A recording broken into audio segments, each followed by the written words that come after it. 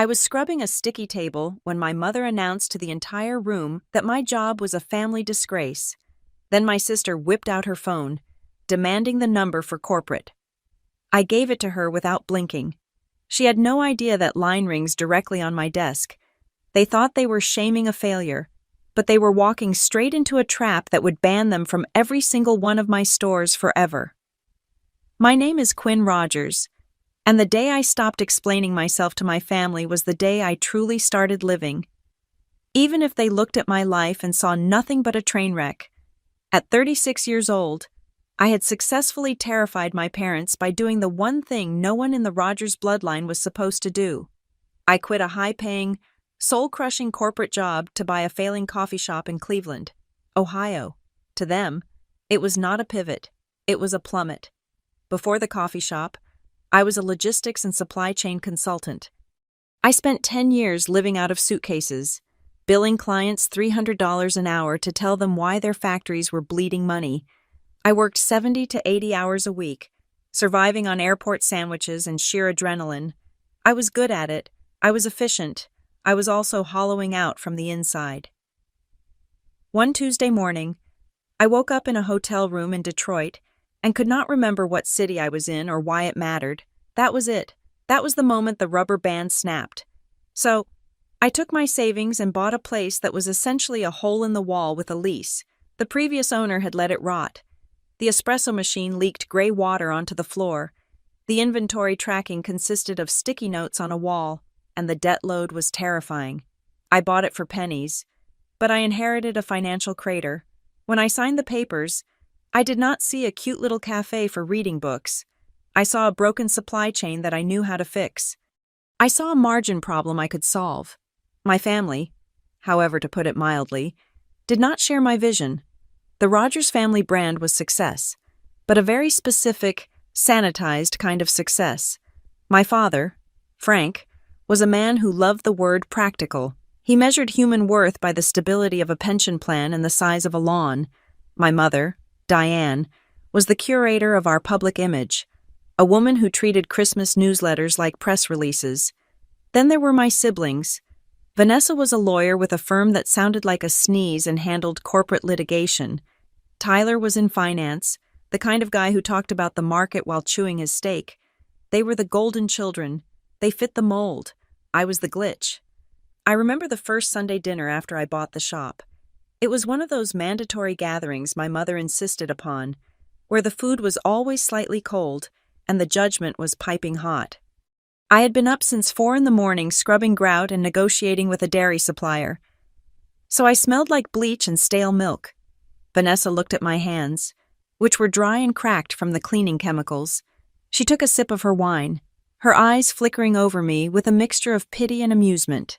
"So, Quinn," she said, leaning back, "how is the little project going? Are you actually making coffee for people, like wearing an apron and everything?" Tyler chuckled, cutting into his roast beef. He did not look up. I bet the margins on a $3 latte are huge. Unless you count the opportunity cost of your MBA. What are you making now? $12 an hour? I felt my father's gaze from the head of the table. He was not laughing. He just looked tired, as if my career choice was a personal fatigue he had to endure. "It is just a phase," Frank said, waving his fork. "Quinn is just burnt out. She will get bored of playing service industry and go back to a real firm by the end of the year." I gripped my napkin under the table. I wanted to tell them about the restructuring plan. I wanted to tell them that I had renegotiated the vendor contracts that morning and saved the business 15% on overhead. I wanted to explain that I was not just pouring liquids into cups. I was optimizing a workflow. But when I opened my mouth, my mother cut in. "Please, let us not talk about it," she said, her voice tight. "I ran into Mrs. Gable at the club yesterday, and she asked what you were doing now. Quinn, I told her you were taking a sabbatical. It is just embarrassing to explain that my daughter is wiping tables in Cleveland." That sentence hung in the air, heavier than the chandelier above us. Embarrassing, not risky, not difficult, embarrassing. I did not yell. I did not flip the table. I had learned a long time ago that emotions were wasted inventory in this house. I just nodded. took a bite of a potato that tasted like sawdust, and went back to work the next morning. I stopped talking about the business to them. I channeled every ounce of my frustration into the store. I renamed it Stonebridge Coffee. I wanted a name that sounded heavy, permanent, and unbreakable. I did not want a cozy vibe. I wanted efficiency and quality. I stripped the menu down. I fired the lazy staff and hired people who actually cared. And then I trained them with the same rigor I used to train factory managers. I became obsessed with the machinery. I sourced a custom-built espresso machine from Italy that cost more than my first car. I installed a water filtration system that stripped the minerals down to the exact parts per million required for the perfect extraction. I created a loyalty program that was not just punch cards, but a data-driven system to track customer preferences. I treated that coffee shop like a Fortune 500 company.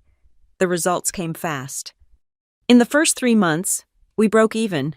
By month 6, the terrifying debt I had inherited was restructured and manageable.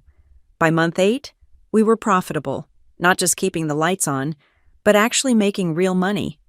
The line out the door started at 6 in the morning and did not stop until we closed. People in Cleveland knew Stonebridge. They knew that when they walked in, the coffee would be perfect, the service would be fast, and the space would be immaculate. I used the profit to put a down payment on a second location. It was a defunct bakery 10 miles away. I did not take a loan. I used the cash flow I had generated with my own 2 hands. I was proud. It was a quiet, burning pride that kept me warm during the winters when I was opening the store in the dark. I wanted to share it. I wanted my family to see that I had not failed. I had just changed the game. I invited them to the grand opening of the second location. I sent the email 2 weeks in advance. I included photos of the renovations. I even offered to pay for their car service from the suburbs. The responses trickled in like rejection letters. Vanessa replied first. "Can't make it. Big case discovery phase. Good luck with the stand." She called a 2,000 square foot retail space a stand. Tyler did not even email. He sent a text. "Golf weekend with the partners. Catch you next time." My mother called. Her voice was breathy and apologetic, the tone she used when she was lying. "Oh, honey, it is just such a long drive to that part of town. And you know your father gets antsy in traffic. Besides, we are not really coffee drinkers in the afternoon. Maybe next time." I sat in my empty office at the new location, staring at the phone. It was 45 minutes. That was the drive. They lived 45 minutes away. They would drive 2 hours for a wedding of a distant cousin they hated. They would fly 6 hours for a vacation they complained about. But 45 minutes to see the empire their daughter was building, that was too far. That was when the realization hit me. It was not anger, it was something colder, sharper. They did not hate me. Hate requires energy. Hate requires respect. You have to respect someone enough to consider them a threat or an enemy. They did not feel any of that. They simply did not view me as a person worth observing, to them. I had stepped off the map. I was no longer Quinn, the consultant. I was Quinn, the cautionary tale. I was the person who brought the coffee, not the person who signed the checks. They saw the apron, but they never looked at the ledger. I remember walking out to the front of the new store that day. The smell of freshly ground beans was thick in the air. Notes of dark chocolate and cherry. My staff was moving behind the counter like a well-oiled machine, calling out orders, steaming milk, smiling at customers. It was beautiful.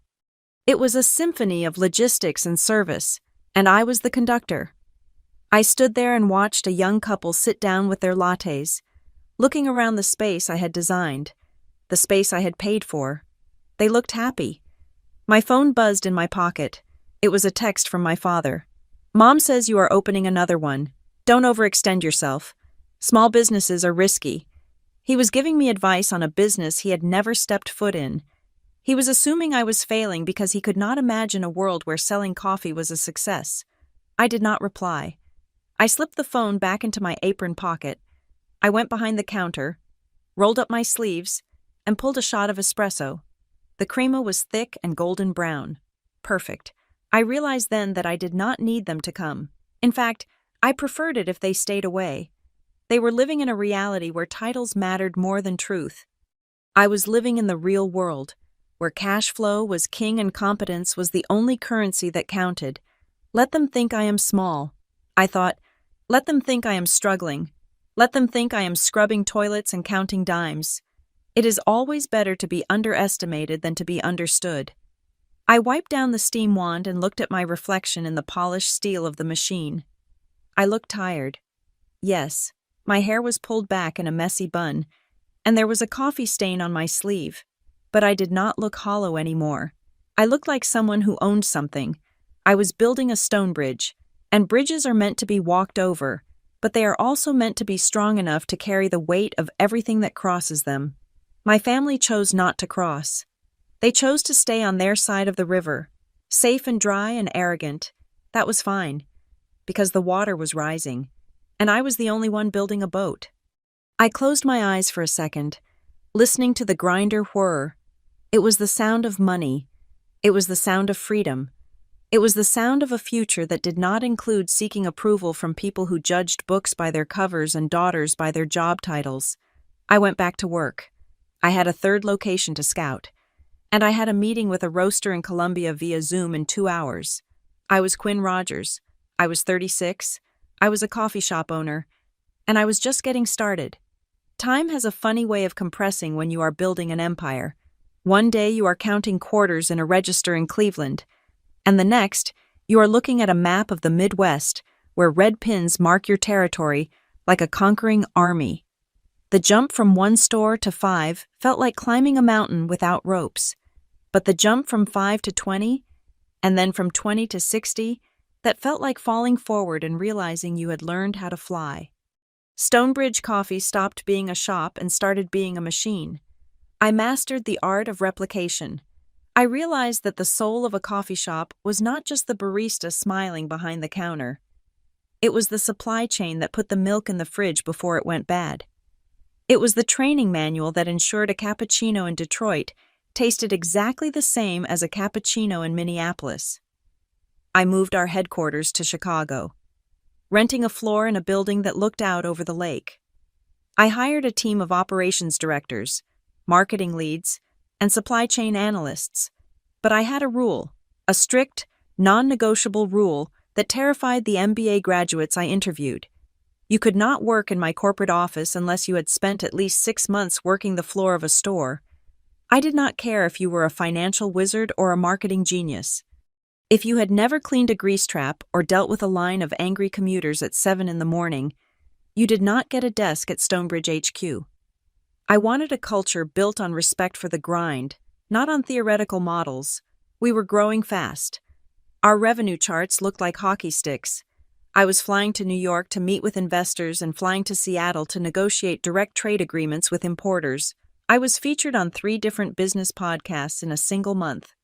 A major industry journal put me on their 40 under 40 list. And yet, in the Rogers household, time had stood perfectly still. I went home for Thanksgiving that year. I drove a rented sedan because I did not want them to see the luxury SUV I had bought for myself. It felt safer to play the role they had written for me. The house smelled like roasted turkey and sage, the same as it always did. My father was in the living room watching football. Vanessa was in the kitchen, swirling a glass of Chardonnay and complaining about a judge who did not understand the nuances of contract law. Tyler was on his phone, loudly discussing a merger that I happened to know was going to fall through because I read the same financial briefs he did. When I walked in, the air did not shift. There was no parade. There was barely a hello. "Hey, Quinn," Tyler said, not looking up from his screen. "Grab me a beer." "Would you, since you are already up?" I walked to the fridge, grabbed a bottle, and handed it to him. I was the CEO of a company generating tens of millions of dollars in annual revenue, and to him, I was still the little sister who fetched drinks. Dinner was the usual theater of the absurd. My mother sat at the head of the table and conducted the conversation like an orchestra of narcissism. "Vanessa, tell everyone about the class action." Mom chirped. Vanessa launched into a 20-minute monologue about a pharmaceutical company she was defending. She used words like litigation strategy, and pre-trial motions with the heavy self-importance of someone who believes they are the only person in the room with a brain. My father nodded along, chewing slowly, looking proud. Then it was Tyler's turn. He talked about his bonus. He talked about the new boat he was eyeing. He threw around numbers 50,000 here, 100,000 there, waiting for us to gasp. And then, the inevitable pause. The moment the spotlight swung to the dark corner of the stage where I was sitting. "So, Quinn," my father said, wiping his mouth with a napkin, "how is the shop still keeping the lights on?" He asked it with a tone of benevolent pity. The way you ask a toddler if they enjoyed their finger painting. "We are doing well." "Dad," I said, keeping my voice even, "we opened 10 new locations this quarter." 10, my mother asked, her eyebrows shooting up. "Oh, you mean like little kiosks? Like the ones in the mall?" "Mom." "Full stores. Standalone locations." There was a silence. Not a respectful silence, but a confused one. They could not process the data. It did not fit the model. "Well, that sounds like a lot of work," Vanessa said, dismissing it with a wave of her hand. "I hope you are not personally managing all of them. You look tired. Quinn, do you have health insurance yet? Or are you still on that state plan? I have insurance." Vanessa. "Thank you." I wanted to scream. I wanted to pull out my phone and show them the quarterly report. I wanted to tell them that my little kiosks were outperforming the SP 500 in growth percentage. I wanted to tell them that I had just signed a lease for a space that cost more per month than Tyler made in a year. But I didn't, because I knew what would happen. They would find a flaw. They would ask about the debt. They would ask if it was sustainable. They would say, "But it is just coffee, right? How hard can it be?" They did not want me to succeed. Success meant I was right, and if I was right, then they were wrong about me, and the Rogers family was never wrong. The breaking point, or rather, the freezing point, came a few months later. Stonebridge was opening its 100th store. It was a massive milestone. 100 stores. That is the magic number in retail. It means you are not a fluke. You are a brand. I organized a gala in Chicago. I hired a jazz band. I invited industry leaders, suppliers, and press. And against my better judgment, I sent formal invitations to my parents, Vanessa and Tyler. I included VIP passes. I booked hotel rooms for them at the Four Seasons, on my dime. I waited. 3 days before the event, I got a text from my mom. "Hi, honey. We can't make it up this weekend. Your dad has his club tournament and Vanessa is swamped. Maybe we can visit the store next time we are in the city for shopping." "Proud of you. Proud of you." The words felt like ash in my mouth. They were not coming. They were not even going to try. A golf tournament. A shopping trip. Those were the priorities that outranked the biggest night of my professional life. I stood in the ballroom that night, wearing a silk gown that cost $4,000, holding a glass of champagne, surrounded by people who were desperate to shake my hand. I gave a speech. I accepted an award. I smiled for the cameras. But inside, something snapped shut. It was like a door closing in a long, empty hallway. I realized I was done waiting for them. I was done hoping they would wake up and see me. They were never going to see me. To them, I would always be the girl who ran away from a real job to play pretend in an apron. I stopped being sad that night. Sadness is a hot emotion. It burns. What replaced it was ice, absolute zero. I stopped sending them updates. I stopped mentioning the business at all. When I went home for holidays, I let them talk. I nodded. I played the role of the struggling shopkeeper. It became a private joke, a secret I held close to my chest. Let them think I am small. I told myself, let them stay blind. Stonebridge continued to soar. We began preparing for the next level, the capital raise, the IPO. We were talking to investment banks. The valuation was staggering. We were looking at a valuation in the billions, multi-billions. My family was worried about whether I could afford to fix the transmission on my car, and I was sitting in meetings discussing the liquidity of 9-figure assets. The irony was so sharp it could cut glass. But with the success came a different kind of danger. The air in the C-suite is thin. It is easy to forget what the ground feels like. I found myself spending more time in boardrooms looking at spreadsheets than in stores smelling the roast. I could feel a disconnect growing, a numbness that had nothing to do with my family and everything to do with the scale of the beast I had created. I needed to feel the pulse again. I needed to remember why I started this. So, I instituted a new policy. It was off the books, no HR record, no PR stunt. Once a quarter, I would pick a random store in the network, usually one that was struggling or facing a transition.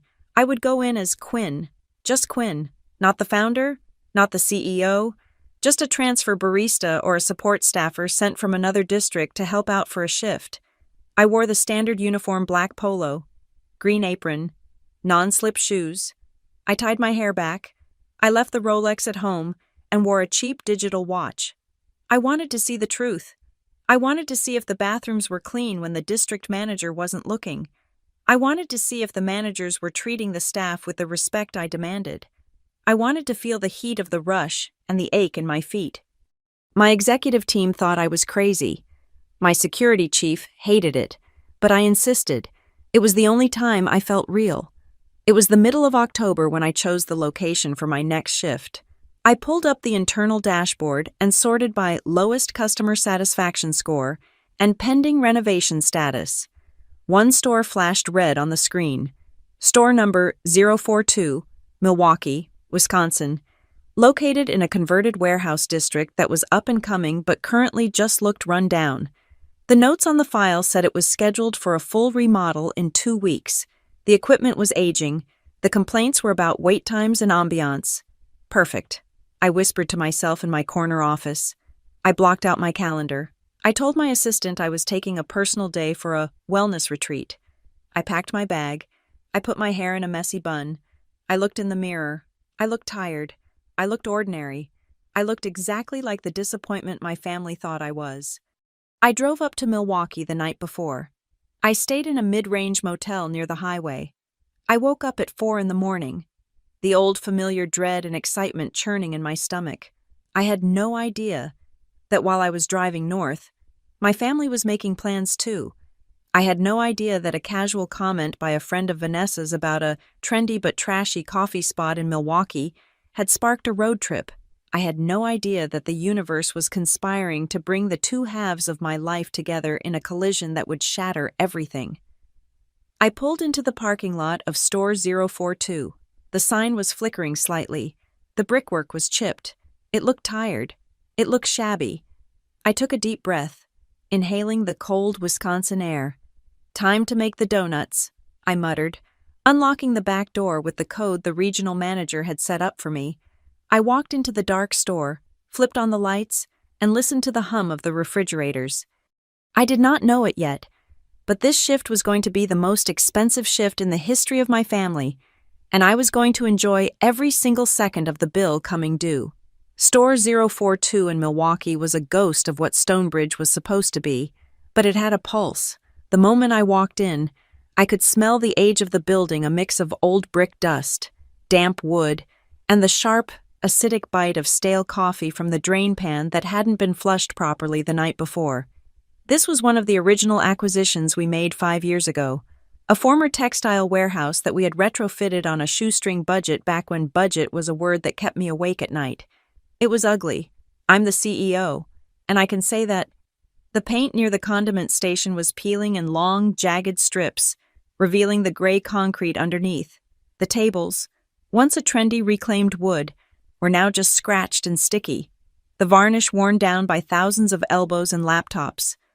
The espresso machine, a workhorse La Marzocco that should have been retired 6 months ago, hissed aggressively even when it was idle, like an angry cat. But this ugliness was temporary.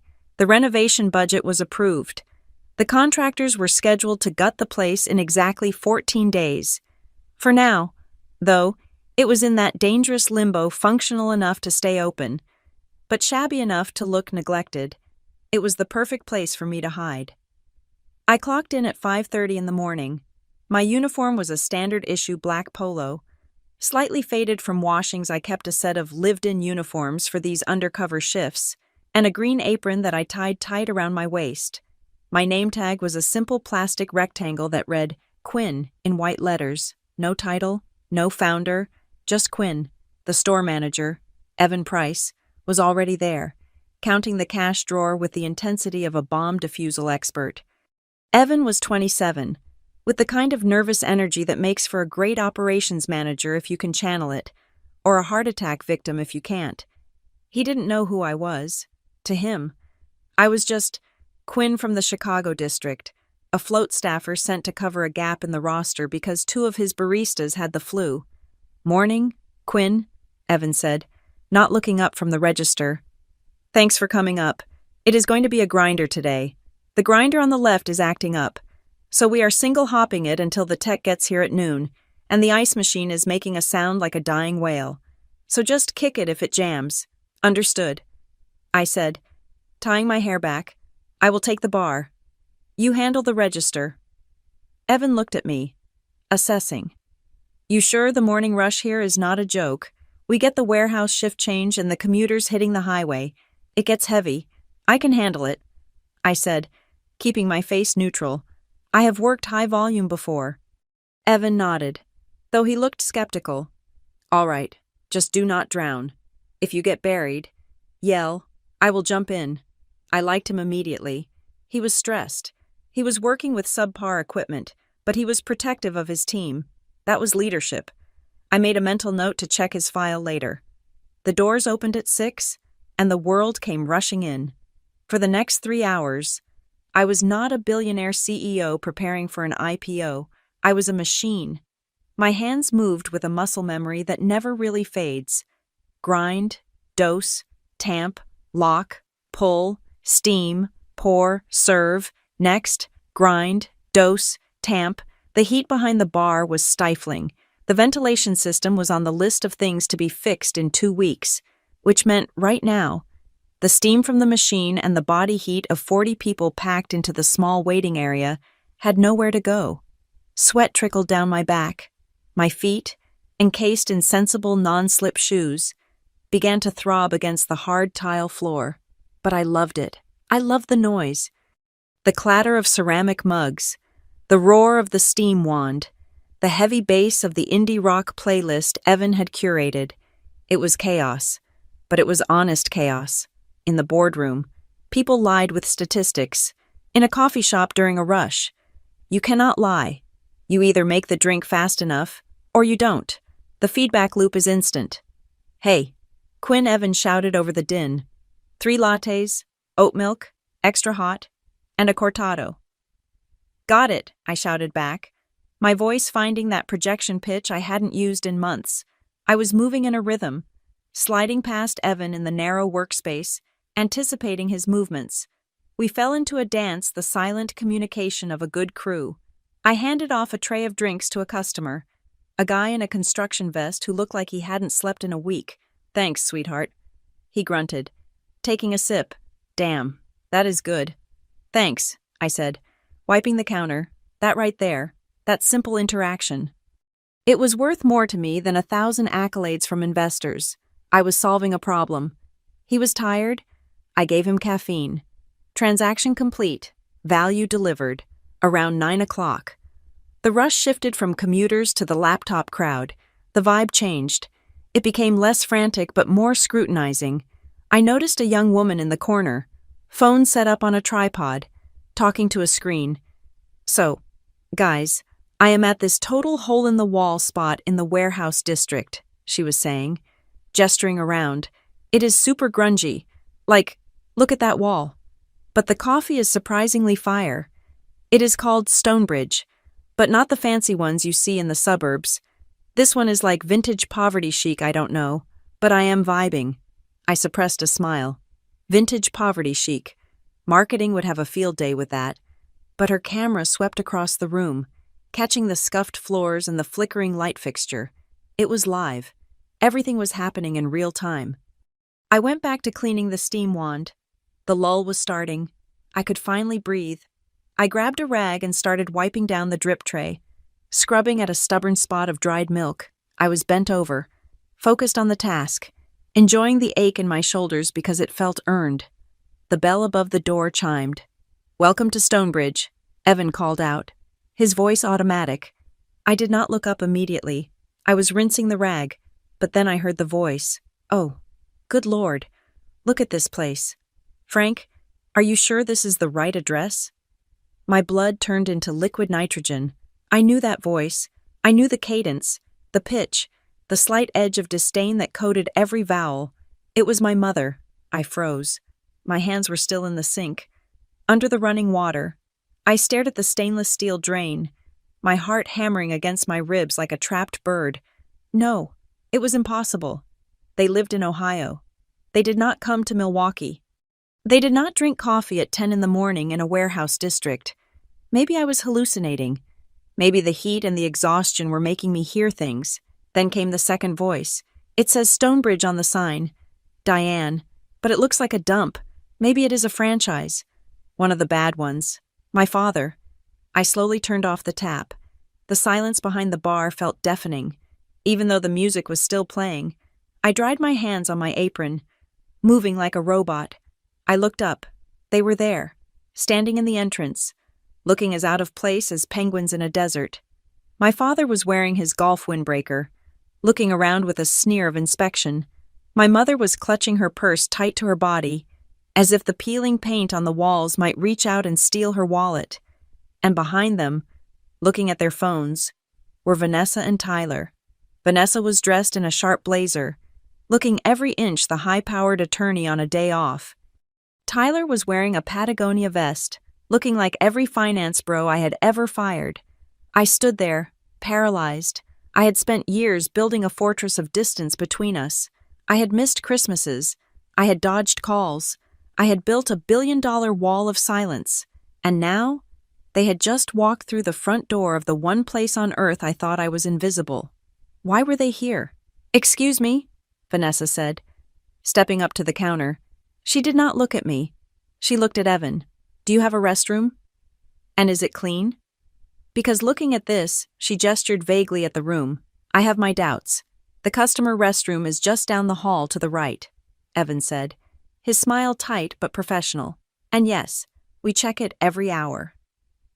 Vanessa sniffed, unconvinced, and marched off. My mother approached the counter next. She adjusted her glasses and peered at the menu board, which was written in chalk. "Do you have just regular coffee?" she asked. "None of this fancy Italian nonsense." "Just a cup of coffee. We have our house blend," Evan said. "It is a medium roast, very smooth." "Fine. 2 of those." And Tyler, "What do you want?" Tyler looked up from his phone.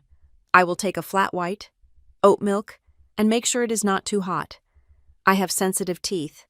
I stood 5 feet away. I was right there. I was wearing the uniform.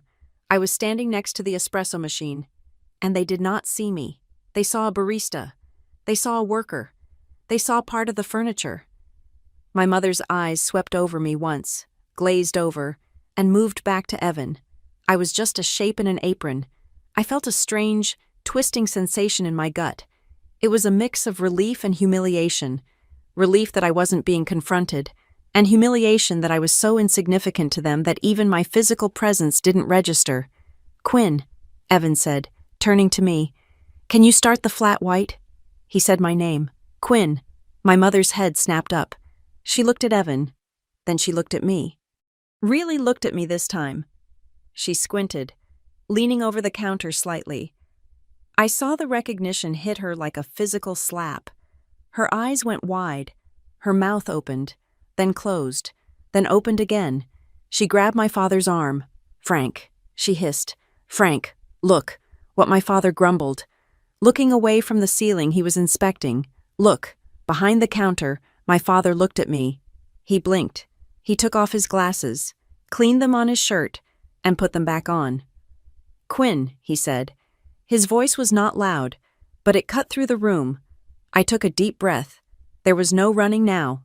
The test had begun, even if I hadn't meant to start it. "Hello, Dad," I said.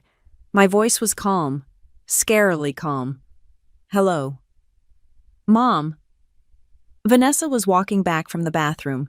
She stopped dead in her tracks when she saw us staring at each other. Tyler looked up from his phone, sensing the tension. "What is going on?" Vanessa asked. "It is Quinn," my mother whispered, pointing a manicured finger at me as if I were a ghost. "She is working here." Vanessa walked up to the counter, her heels clicking loudly on the worn floor. She looked me up and down. She took in the messy bun, the sweat on my forehead, the coffee stain on my apron, the Quinn name tag. She let out a short, sharp laugh. "Oh my God." She said, "You are actually doing it. I thought you owned the place, or managed it, but you are literally making the coffee. I am working." "Vanessa," I said, reaching for the portafilter, "can I get you anything?" "This is unbelievable," Tyler said, stepping forward. He had a smirk on his face that made me want to pour the steamed milk over his head. "We heard you were struggling, but I didn't think it was this bad. Look at this place. Quinn, it is a dump. It is a renovation project," I said, grinding the beans for his flat white. "Renovation." My father scoffed. "That is a word for broke." "Quinn, look at you. You are 36 years old. You are scrubbing counters in a warehouse in Milwaukee. Is this what you call success, sir?" Evan interrupted. His voice was firm. He stepped between me and my father, instinctively protective. "Please do not speak to my staff that way." "Your staff," Vanessa laughed. "She is my sister, unfortunately, and we can speak to her however we want." I kept my hands moving. I tamped the coffee. I locked it into the group head. I was shaking, but not from fear. I was shaking from the effort of holding back a tidal wave of truth. "Just make the drink. Quinn," I told myself, "just do the job." "So, this is why you missed the gala?" my mother asked, her voice dripping with disappointment. "Because you had to pick up a shift." "Oh, Quinn, I told Mrs. Gable you were doing so well." "I lied for you. Again. You did not have to lie." "Mom," I said, watching the espresso drip into the cup. "I did," she snapped. "Because this," she waved her hand at the peeling paint. "At me, this is shameful." "We drove all the way up here because Vanessa's friend said this was a thing. We thought maybe you had finally made something of yourself, but it is just another dead end. Here is your flat white." "Tyler," I said, placing the cup on the counter. Tyler looked at the cup, then at me. He didn't take it. "You know," he said, leaning in, "I could probably get you a job as a receptionist at my firm. It pays better than this. You would have to wear a suit. Though, can you handle that?" I felt Evan tense up beside me. He was about to say something that would probably get him fired if he were talking to a regular customer. I shot him a look. "Stay down. I am fine." "Tyler," I said, "that will be $5.50. They stared at me. The audacity of me asking for payment seemed to offend them more than the state of the store. "I am not paying for this," Tyler said. "Family discount, right?" "We do not have a family discount," I said. "That is rich." Vanessa sneered. "You cannot afford to give away a $5 coffee. God." "Quinn, you are pathetic." The girl in the corner, the one with the tripod, had stopped talking to her screen. She had turned the camera. The red light was blinking. She was filming this. I saw it. I knew what it meant. In the age of social media, nothing stays local. I looked at my family. They were preening, loud, and cruel, completely unaware that they were standing on a trapdoor. They thought they were shaming the black sheep. They didn't know they were poking a dragon. The door opened again, and a group of regulars walked in. Sensing the tension immediately, the air in the shop was thick, heavy with the specific toxicity that only family can generate. "Are you going to order anything else?" I asked, my voice flat. "Or are you just here to inspect the paint?" "We are here to speak to the manager," my father announced, puffing out his chest.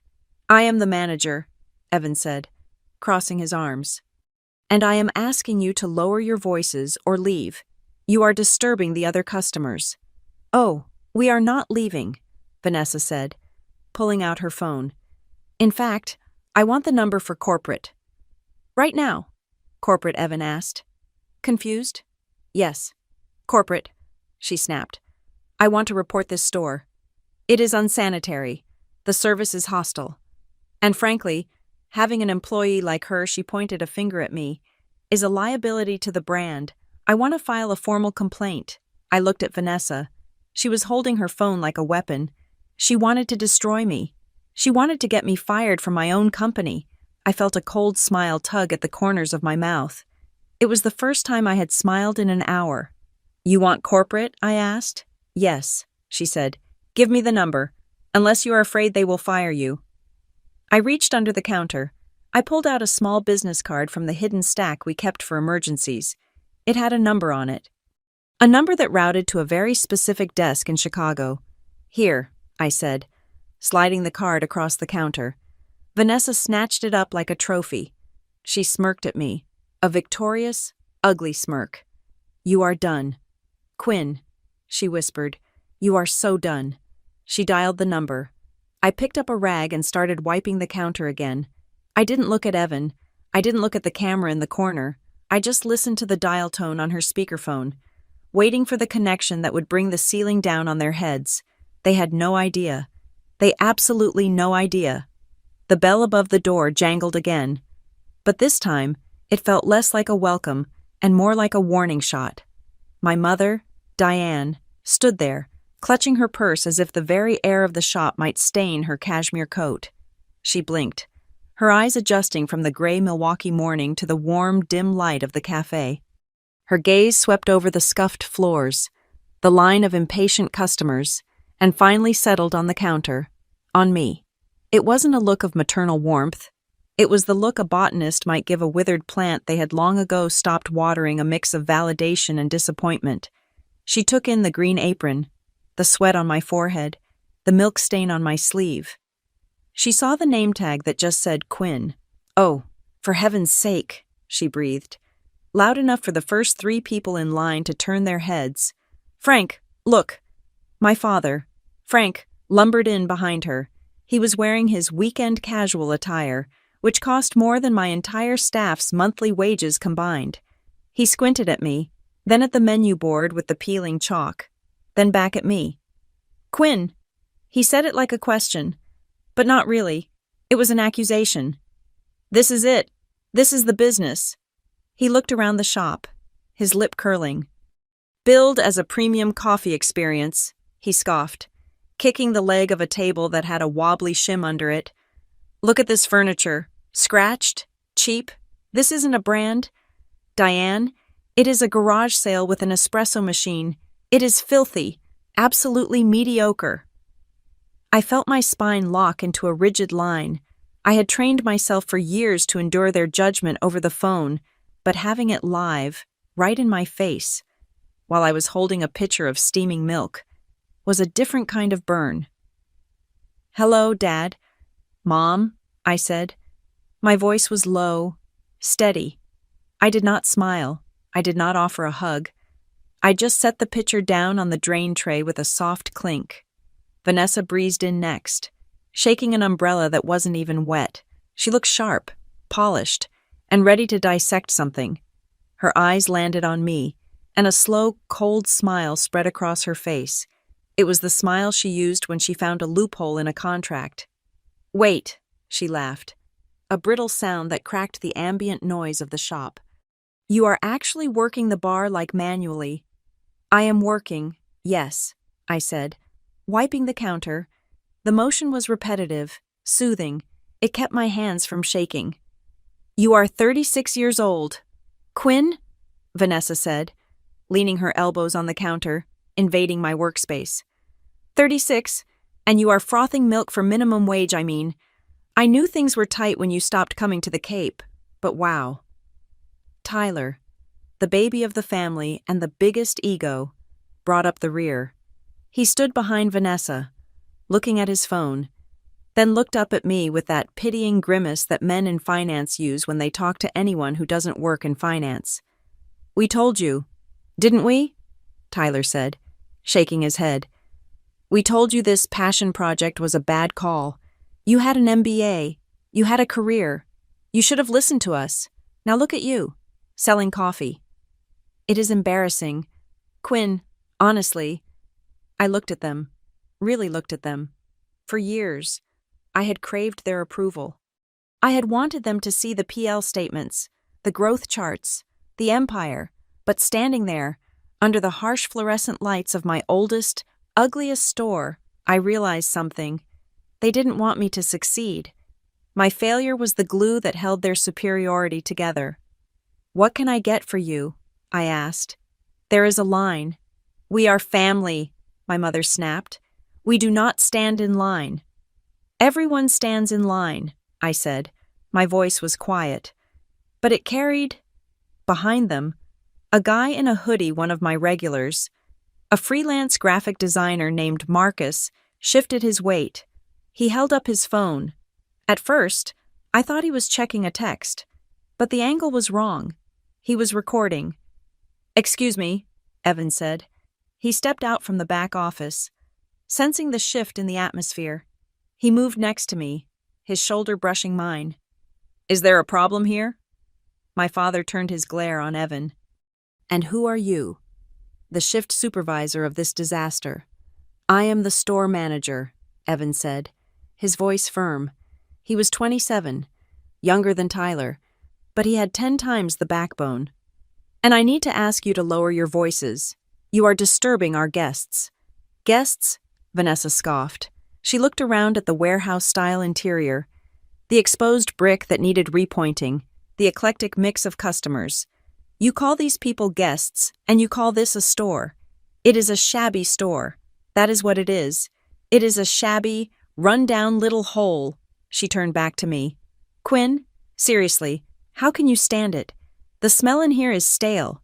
It smells like failure." "Vanessa," I said, "if you are not ordering, you need to step aside." "Don't you tell me what to do," she hissed. "I'm trying to help you realize how pathetic this looks. We drove 2 hours because we thought God knows why that you had made something of yourself, and we walk into this—" She gestured wildly. "It is insulting." "The coffee is good," Marcus said from the line. "Best in the city." "Nobody asked you," Tyler shot back, not even looking at him. "Sir," Evan said, stepping forward. He placed his hands on the counter. "I am going to have to ask you to leave if you cannot be respectful to the staff and the customers." "Respect?" My father puffed up his chest. He looked like a bullfrog in a windbreaker. "You want respect. You earn it by running a decent establishment. This place is a health code violation waiting to happen. Look at that floor. Look at the grime on the window." "It is an industrial aesthetic," Evan said, though I could see his jaw tightening. "It is cheap," my father corrected. "And frankly, I want to speak to someone who actually matters. Not you, and certainly not her." He jerked a thumb at me. "I want the number for corporate. Immediately." "Corporate?" Evan blinked. "Sir, I can handle any complaints you have." "No, you can't," Vanessa interjected. She pulled out her phone, tapping the screen with a manicured nail. "We are going to report this, all of it. The conditions, the attitude, the—" She looked at me with pure disdain. "The personnel. I want to know who hired my sister. I want to know why this brand allows its standards to drop so low." The shop had gone quiet. The grinder had stopped. The steamer was silent. The only sound was the hum of the refrigerator and the sharp, staccato voice of my sister. People were watching. Phones were raised. The shabby store had become a stage, and my family was performing the opening act of their own demise. "You want corporate?" I asked. "Yes," Vanessa demanded. "Give me the number. I am going to make a call. I am going to make sure they know exactly what kind of trash they are employing here. I will have this place shut down for an audit by noon." "I am a lawyer," she added, turning to the room as if announcing her candidacy for sainthood. "I know how to handle negligence." "And I know business," my father added, using his boardroom voice, the one he used to intimidate waiters. "This is bad business. We are doing you a favor. Really, someone needs to clean this mess up." I looked at Evan. He looked ready to fight them physically. I put a hand on his arm, a gentle pressure. "Wait." I reached under the counter. My hand brushed against the stack of emergency contact cards. These weren't the standard customer service cards. These were the internal escalation cards. The ones meant for managers to use in a crisis. The ones that had a direct line to the executive office. Here, I said. I slid the card across the scratched laminate counter. This is the number you want. Vanessa snatched it up. She looked at it, then at me. Finally, she sneered. Some cooperation. Make the call. Tyler goaded her. Put it on speaker. Let's hear them squirm. Oh, I will, Vanessa said. She dialed. I stood there, my hands folded on my apron. I watched them. They were so confident, so arrogant. They thought they were crushing a bug. They didn't know they were standing under a falling piano. Go ahead, I said softly. Tell them everything. I waited. The phone began to ring on Vanessa's speaker. Ring, ring. My family looked at me with triumph. I looked back with nothing but patience. The kind of patience that comes from knowing exactly how the story ends. The phone on the counter was on speaker, and the ringing sound filled the sudden silence of the shop like a metronome counting down to an execution. Vanessa stood with her hip cocked against the laminate counter, tapping her manicured nails on the formica, looking around the room with the smug satisfaction of someone who believes they have already won the war. My father, Frank, stood with his arms crossed, staring at a peeling patch of paint on the far wall as if it were a personal insult to his lineage. My mother, Diane, refused to make eye contact with me. She was busy using a sanitizing wipe on the edge of the counter, scrubbing at an invisible spot of dirt, muttering about hygiene standards. Then, the ringing stopped. A click. This is the Regional Operations Office for the Midwest, a voice said. Crisp, professional, sharp as a razor wire. This is Marissa Doyle speaking. To whom am I speaking? Vanessa leaned in toward the phone, her voice taking on that sticky, sweet, dangerous tone she used when she was deposing a witness she intended to destroy. Ms. Doyle, my name is Vanessa Rogers. I am an attorney based in Ohio. I am calling to file a formal Priority 1 complaint regarding your Milwaukee location, store number 042. There was a pause on the other end, the background noise of a busy office phone's ringing. Keyboards clacking seemed to drop away. I am listening. Ms. Rogers, Marissa said. Her voice had cooled by a few degrees. Vanessa smirked at me. She pointed a finger at the ceiling, then at the floor. This facility is a disgrace, Vanessa began, reciting her list like a prosecutor. The physical condition of the store is appalling. The furniture is damaged. The paint is peeling. It looks less like a place of business and more like a condemned shelter. It is damaging the brand image, and frankly, if I represented your investors, I would be suing for negligence. My father leaned in, unable to help himself. He had to be the man in the room, and the staff. He boomed, his voice echoing off the tin ceiling. The staff is completely incompetent. I went back to the espresso machine. I purged the steam wand. Hiss. I wiped it down. I kept my face blank. But my heart was beating a slow, heavy rhythm. I knew Marissa Doyle. I had hired her 5 years ago. She was a former logistics commander in the Army. She did not panic. She did not bend. And she knew exactly who Rogers was because she sent me a briefing email every morning at 6. Who, specifically, are you referring to? Marissa asked. Her tone was careful now, measured. The woman working the bar, my father said, gesturing at me even though Marissa could not see him. Her name is Quinn. She is rude. She is dismissive. She refused to serve us properly. She is clearly unmanaged and untrained. It is nepotism at its worst, considering the manager seems to be covering for her. There was a silence on the line. It lasted for 5 seconds, 10 seconds. It was a silence so heavy it felt like the air pressure in the room had dropped. Did she refuse service? Marissa asked. Well, not exactly. My father stammered. But her attitude. She asked for payment. She asked for payment, Marissa repeated. Is that not standard procedure in a retail environment? Vanessa cut in, sensing that my father was losing ground. It is not just about the payment. It is the hostility, the lack of professionalism. She is bringing personal issues into the workplace. We are family. Ms. Doyle, we know her. She is not fit to represent a brand like Stonebridge. We are doing you a favor. You need to send someone down here to clean house. Another silence. Let me clarify something, Marissa said.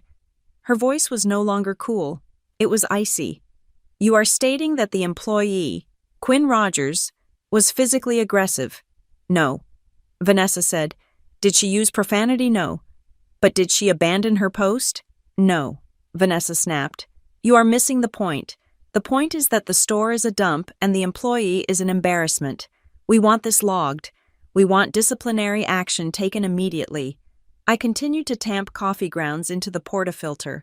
The smell of roasted beans was grounding. I focused on the task. Level, press, polish. I was the calm center of their storm. I understand, Marissa said finally. Her voice had changed. It was no longer the voice of someone taking a complaint. It was the voice of someone initiating a protocol. Since you have alleged serious operational failures and brand damage, this requires an immediate, on-site escalation. Vanessa beamed. She looked at Evan, the manager, with a triumph that was painful to watch. See, she whispered to him, that is how you handle things. I am clearing my schedule. Marissa continued. I will be at the location in 3 hours. I am bringing the Vice President of Human Resources and our General Counsel. My father's eyes went wide. He puffed up, mistaking the severity of the response for his own importance. Good, he said. Good. Bring the lawyers. We will wait. We want to make sure this is done right. We will conduct a full review. Marissa said, do not leave the premises. We will need your formal statements on record. We are not going anywhere. Vanessa promised. We will be right here at this sticky table, waiting for you to fire her. The line clicked dead. Vanessa straightened up, smoothing her blazer. She looked at me with a pity that was almost genuine. Well, Quinn, she said, I hope you have a backup plan. Maybe you can go back to school. Although, at your age, it might be a waste of tuition. Evan looked at me. His face was pale. He looked terrified not for himself, but for me. He thought I was about to be obliterated by the corporate machine. He opened his mouth to say something, to warn them, but I caught his eye. I gave a microscopic shake of my head. Don't. I'm going to check the stock in the back, Evan said, his voice tight. He disappeared into the office, unable to watch. My family settled into a booth near the window, the one with the wobbly leg my father had kicked earlier. They were buzzing with adrenaline. They ordered pastries from the display case, pointing at what they wanted without looking me in the eye, treating me like a vending machine that was about to be decommissioned. I made their drinks, a latte, a cappuccino, a black coffee. I set them on the counter. Order for Frank. I called out. My father walked up, took the tray, and didn't say thank you. He walked back to the table, and they began to hold court. They were loud. They were laughing. They were recounting the phone call, dissecting Marissa's tone, congratulating themselves on their decisive action. Tyler, however, was quiet. He was sitting on the edge of the booth, nursing his flat white. He had that restless energy of a finance guy who isn't controlling the room. He pulled out his phone again. I watched him from the corner of my eye as I wiped down the steam wand. He wasn't texting. He was typing something into a search bar. I knew exactly what he was doing. It is the instinct of every man in his industry. When you hear a company name, you look up the ticker. You look up the leadership. You look for the leverage. He wanted to know who Marissa Doyle was. He wanted to know how big the company was, so he could brag about how he had shaken up a major player. I saw his thumb scroll. Once, twice, then he stopped. From across the room. I saw the color drain out of his face. It didn't happen slowly. It happened all at once, like someone had pulled a plug in his heel. His skin went the color of old parchment. His mouth opened slightly, but no sound came out. He stared at his phone screen. He blinked, hard, as if trying to clear a hallucination. He scrolled down, then back up. He zoomed in on something. Vanessa was in the middle of a sentence about how she was going to demand a formal apology letter from the company, and I will make sure they draft it. She was saying, I do not trust their legal team to Vanessa. Tyler said. His voice was a croak. It was strangled. Vanessa didn't hear him. She was on a roll. Tyler reached out and grabbed her arm. His grip must have been hard. because she flinched and pulled away. "Ow, Tyler. What is your problem?" she snapped. Tyler didn't let go. He grabbed her wrist again. Harder this time. "Vanessa, shut up," he hissed. The table went silent. My mother gasped. My father looked at Tyler with shock. "Tyler, watch your tone," my father barked. Tyler shook his head. He looked like he was about to be sick. He didn't look at them. He looked at me. Our eyes met across the shop. I was standing by the espresso machine, a rag in my hand, my face completely impassive. I didn't smile. I didn't glare. I just looked at him with the flat, dead weight of the truth. He looked back down at his phone. His hand was trembling. The coffee in his other hand sloshed over the rim, burning his fingers. But he didn't even flinch. "Look," he whispered. He shoved the phone into the center of the table. "Look at what Vanessa asked," annoyed. She looked down at the screen. My father leaned in, adjusting his glasses. My mother craned her neck. On the screen was a profile from Forbes. Or maybe Bloomberg. It didn't matter which one. They all used the same headshot. It was a photo of me, taken 6 months ago in the Chicago office. In the photo, I was wearing a tailored white suit. My hair was down. I looked powerful. I looked rich. And under the photo, in bold, black sans serif font, was the text that was currently rewriting their entire reality. Quinn Rogers, founder and chief executive officer, Stonebridge Coffee Group. Below that, a subheading, "The architect of the modern coffee supply chain. Valuation $2.5 billion. The silence that fell over that table was louder than any scream. Vanessa stared at the screen. Her mouth went slack. The smugness didn't just fade. It evaporated, leaving behind a raw, naked horror. She looked at the phone. Then she looked at me. Then back at the phone. Her brain was trying to reconcile the image of the CEO with the woman in the dirty apron standing 20 feet away.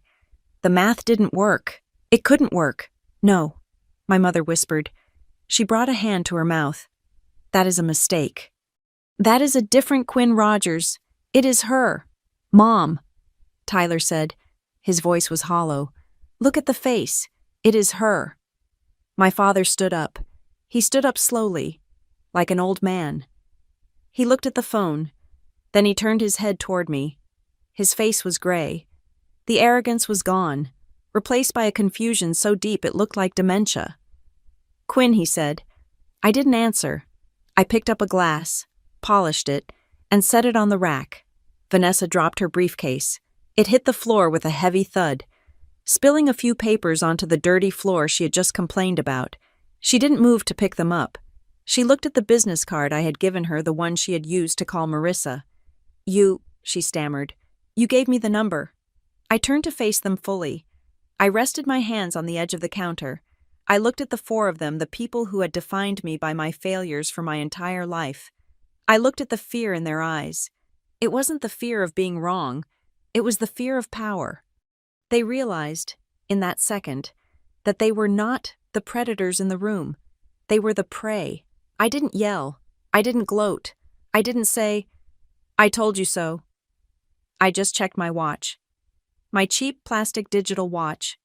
"Corporate will be here in 2 hours and 45 minutes. I said. My voice was calm, conversational, like I was telling them the wait time for a table. "Quinn, wait," my father started, taking a step toward the counter. His hands were shaking. "We didn't know. You never said." "You filed a formal complaint?" I said, cutting him off gently. "You initiated a Priority 1 escalation regarding operational negligence and staff conduct. Quinn, please," Vanessa said.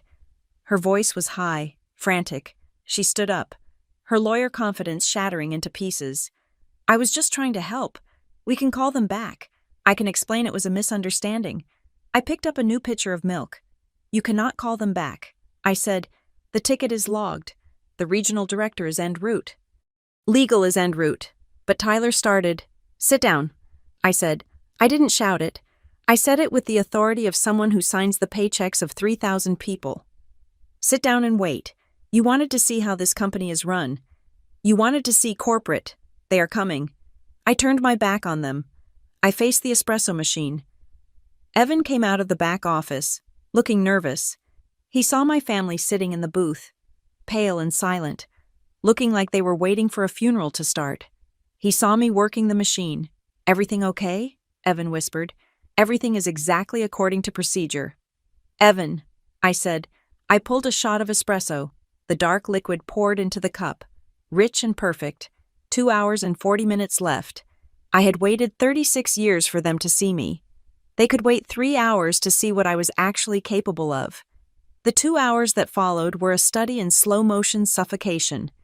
My family sat in the booth by the window, trapped not by bars, but by the weight of their own arrogance.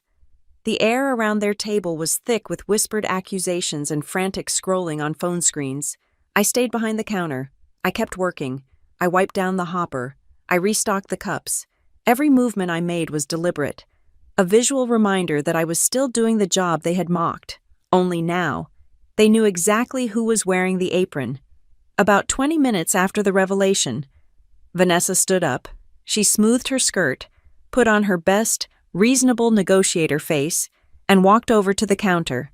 She didn't lean in this time. She kept a respectful distance. "Quinn," she said. Her voice dropped to a conspiratorial whisper. "Can we just go to the back, talk about this privately? This is getting ridiculous. People are staring." I didn't stop polishing the portafilter. "I am on shift. Vanessa, I cannot leave the floor during a rush." "There is no rush. Quinn," she hissed, glancing around at the half-full shop. "Look, we just want to talk. Clear the air. We were surprised. That is all. We were shocked to see you working like this." "You filed a formal complaint," I said, my voice level. "Marissa is flying in. Legal is involved. If we talk now, it might be seen as tampering with the investigation. It is better to wait until they arrive, so everything can be on the official record." Vanessa blanched. "Investigation, Quinn. Come on. It was a phone call. We can just call them back and say we were mistaken." "You weren't mistaken," I said, finally looking her in the eye. "You were very specific. You said the store was a disgrace and the staff, meaning me, was incompetent. Those are serious allegations. We have to follow protocol." She stared at me, her mouth opening and closing like a fish on a dock. She realized then that the bureaucracy she loved to wield as a weapon was now being turned against her. She turned and marched back to the table, sitting down hard. "She won't budge," I heard her whisper to Tyler. 10 minutes later, my father stood up. He buttoned his jacket, checked his watch, and made a show of looking busy. "Well," he announced, loud enough for me to hear, "we have places to be. We cannot sit here all day. Come on, Diane. We will sort this out later." They started to gather their things. My mother picked up her purse. Tyler stood up, looking relieved to be escaping. I walked out from behind the counter. I didn't block their path physically, I didn't have to. I just stood there, holding a tablet. "Leaving so soon?" I asked. "We have a schedule. Quinn," my father grunted, avoiding my gaze. "We will talk when you are not playing games." "You just initiated a corporate inquiry," I said, my tone polite but firm. "If the complainants leave before the investigators arrive, it goes down as a bad faith report. It basically admits that you lied to damage the business. Our legal team takes that very seriously. It could be considered tortious interference." My father froze.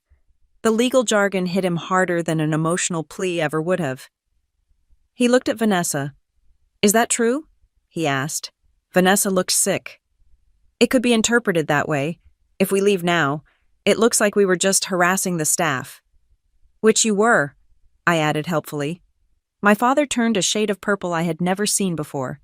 He sat back down. My mother let out a small sob. "I just don't understand." My mother wept, dabbing at her eyes with a napkin. "We were just worried about you.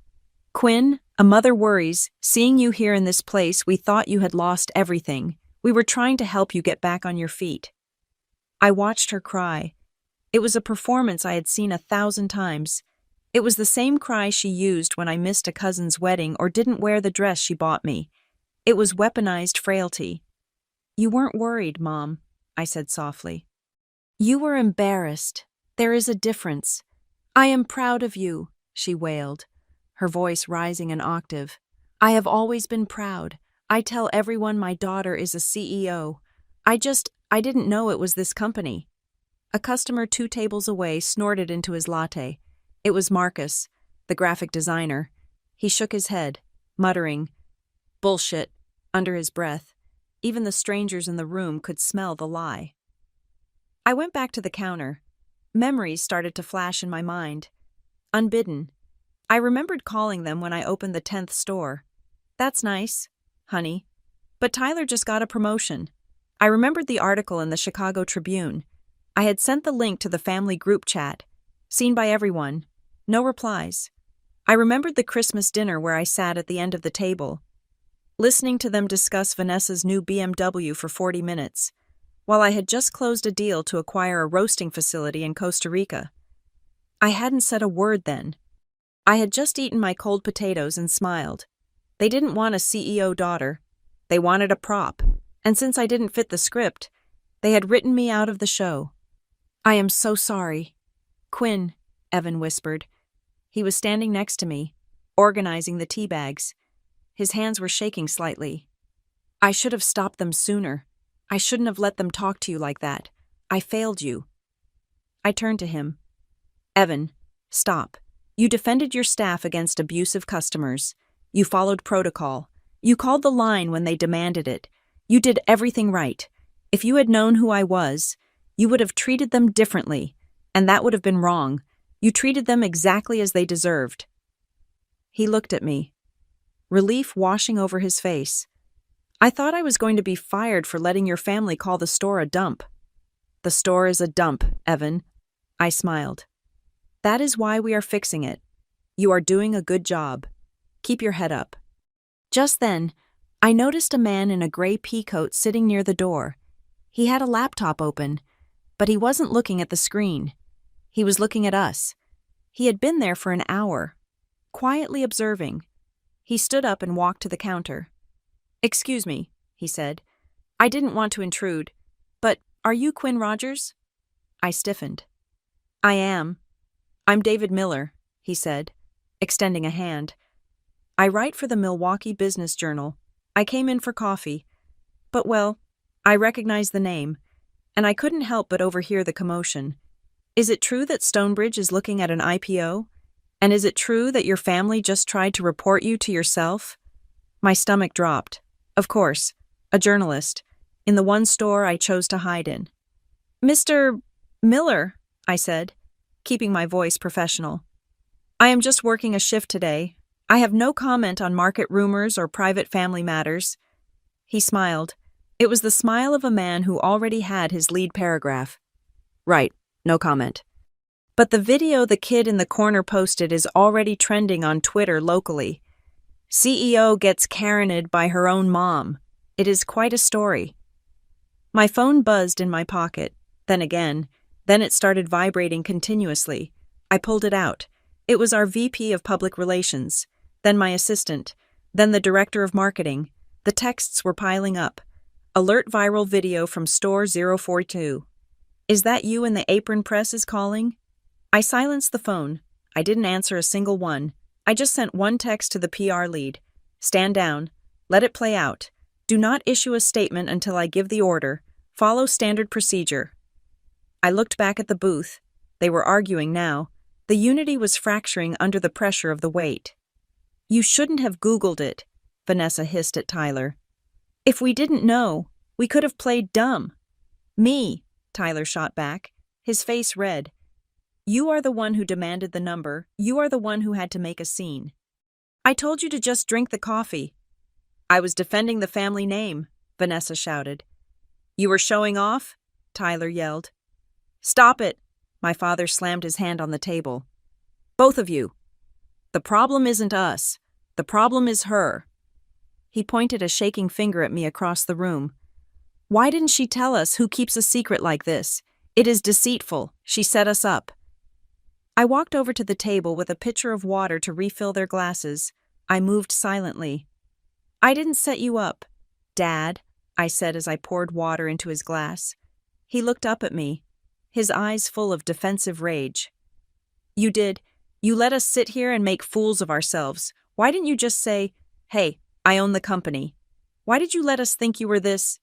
He gestured at my apron. I tried to tell you, I said calmly.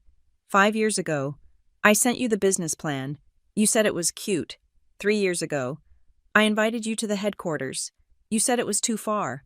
Last year, I sent you the link to the Wall Street Journal profile. You never clicked it. We are busy people, Vanessa snapped. We can't keep track of every little thing you do. It wasn't a little thing, Vanessa, I said. It was my life. And you didn't miss it because you were busy. You missed it because you didn't care to look. We never asked because we didn't think there was anything to ask about, my mother blurted out, and then covered her mouth, realizing she had just admitted the brutal truth. Exactly, I said. You never asked. I placed the pitcher down on the table. And now, you don't have to ask, I said. Because the answer is coming through that door in about 20 minutes. I walked away. Behind me. The argument died into a sullen, terrified silence.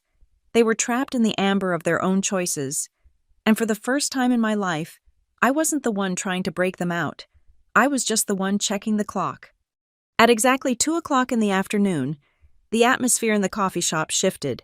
It was a physical change, like the air pressure dropping before a tornado touches down. The chatter died down. The clinking of ceramic cups against saucers stopped. Even the espresso machine seemed to hiss into a respectful silence. Through the large, grime-streaked front window, we all saw them arrive. It was not a single car. It was a convoy. 3 black SUVs, large and gleaming, pulled up to the curb in perfect formation. They looked entirely out of place against the backdrop of the cracked sidewalk and the faded brick of the warehouse district. These were not cars that belonged in this neighborhood. These were cars that carried people who made decisions that shifted stock markets. The doors opened in unison. My family, who had been sitting in a tense, huddled silence for the last hour, straightened up. My father fixed his tie. Vanessa smoothed her hair, preparing to meet what she assumed would be a mid-level regional manager she could bully. Tyler just stared out the window, looking like he wanted to dissolve into the upholstery. The door to the shop opened. Marissa Doyle walked in first. She was wearing a charcoal gray suit that was tailored within an inch of its life. Marissa was former military logistics, and she walked like she was inspecting a platoon. She did not look at the customers. She did not look at the menu. She did not look at my family. She walked straight to the counter, her heels clicking a sharp, authoritative rhythm on the floor. Behind her came Grant Holloway, our Vice President of Human Resources. Grant was a tall man with a deceptive softness to his face, the kind of man who could fire you with a smile so warm you would thank him for the opportunity. Bringing up the rear was Simone Carter, our General Counsel. Simone did not smile. She carried a leather portfolio like a weapon. She had eyes that could spot a liability from 300 yards away.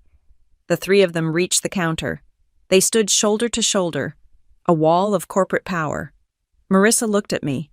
She did not see a barista in a dirty apron. She saw the person who signed her bonus checks.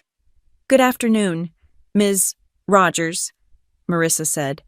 Her voice was clear, projected perfectly so that every single person in the room, including the table by the window, heard the title. "Good afternoon, Marissa," I replied, wiping my hands on a towel. "Thank you for coming on such short notice. Protocol dictates an immediate response for a priority 1 escalation," Marissa said. She turned to Evan, who was standing beside me, looking like he might faint.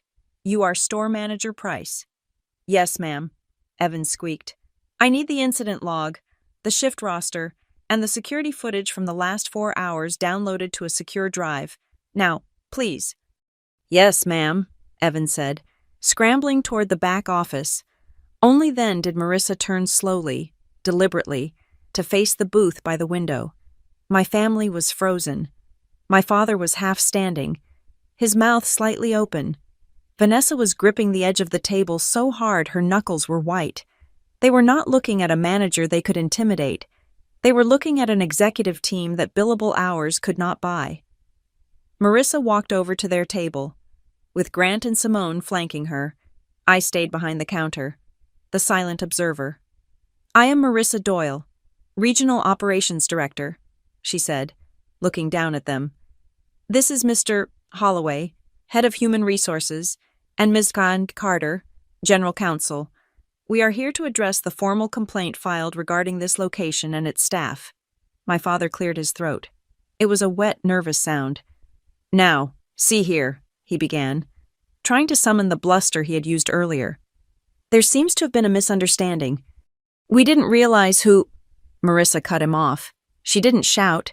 She just held up a hand, palm out. "You filed a report alleging operational negligence, sanitary violations, and staff incompetence," she said. "You demanded a corporate presence. We are here. We do not deal in misunderstandings. We deal in facts." "Well, the facts are," my father stammered, looking around for support. "The store is— Look at it. It is in disrepair." "We are aware," Marissa said coldly. "This location is scheduled for a full capital expenditure remodel starting on the 14th of this month. The budget was approved 2 quarters ago. The contractors are booked. The permits are pulled." She leaned in slightly.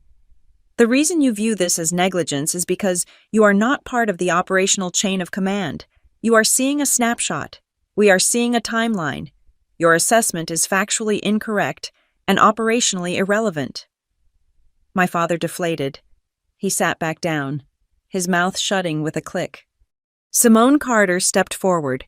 If Marissa was the shield, Simone was the sword. She adjusted her glasses and looked at Vanessa. "You identified yourself as the legal representative for the complainants," Simone said. "Is that correct?" Yes. I am an attorney," Vanessa said, her voice lacking its usual bite. "Excellent," Simone said. "Then we can speak plainly. You allege that the staff member, specifically Ms. Quinn Rogers, was unprofessional, hostile, and unfit for employment. I am opening the official inquiry now. Please provide specific examples of this behavior." The shop was dead silent. Every customer was watching. The journalist in the corner was typing furiously on his phone. "Well," Simone prompted, "did she use profanity?" "No," Vanessa whispered. "Did she refuse service?" "No." "Did she physically threaten you?" "No," Vanessa said, her voice barely audible. "Then please articulate the nature of the hostility," Simone pressed. "Because from the preliminary witness statements we have already gathered from the other guests in this room, the only hostility displayed here today came from your table." Vanessa looked at me. Her eyes were pleading.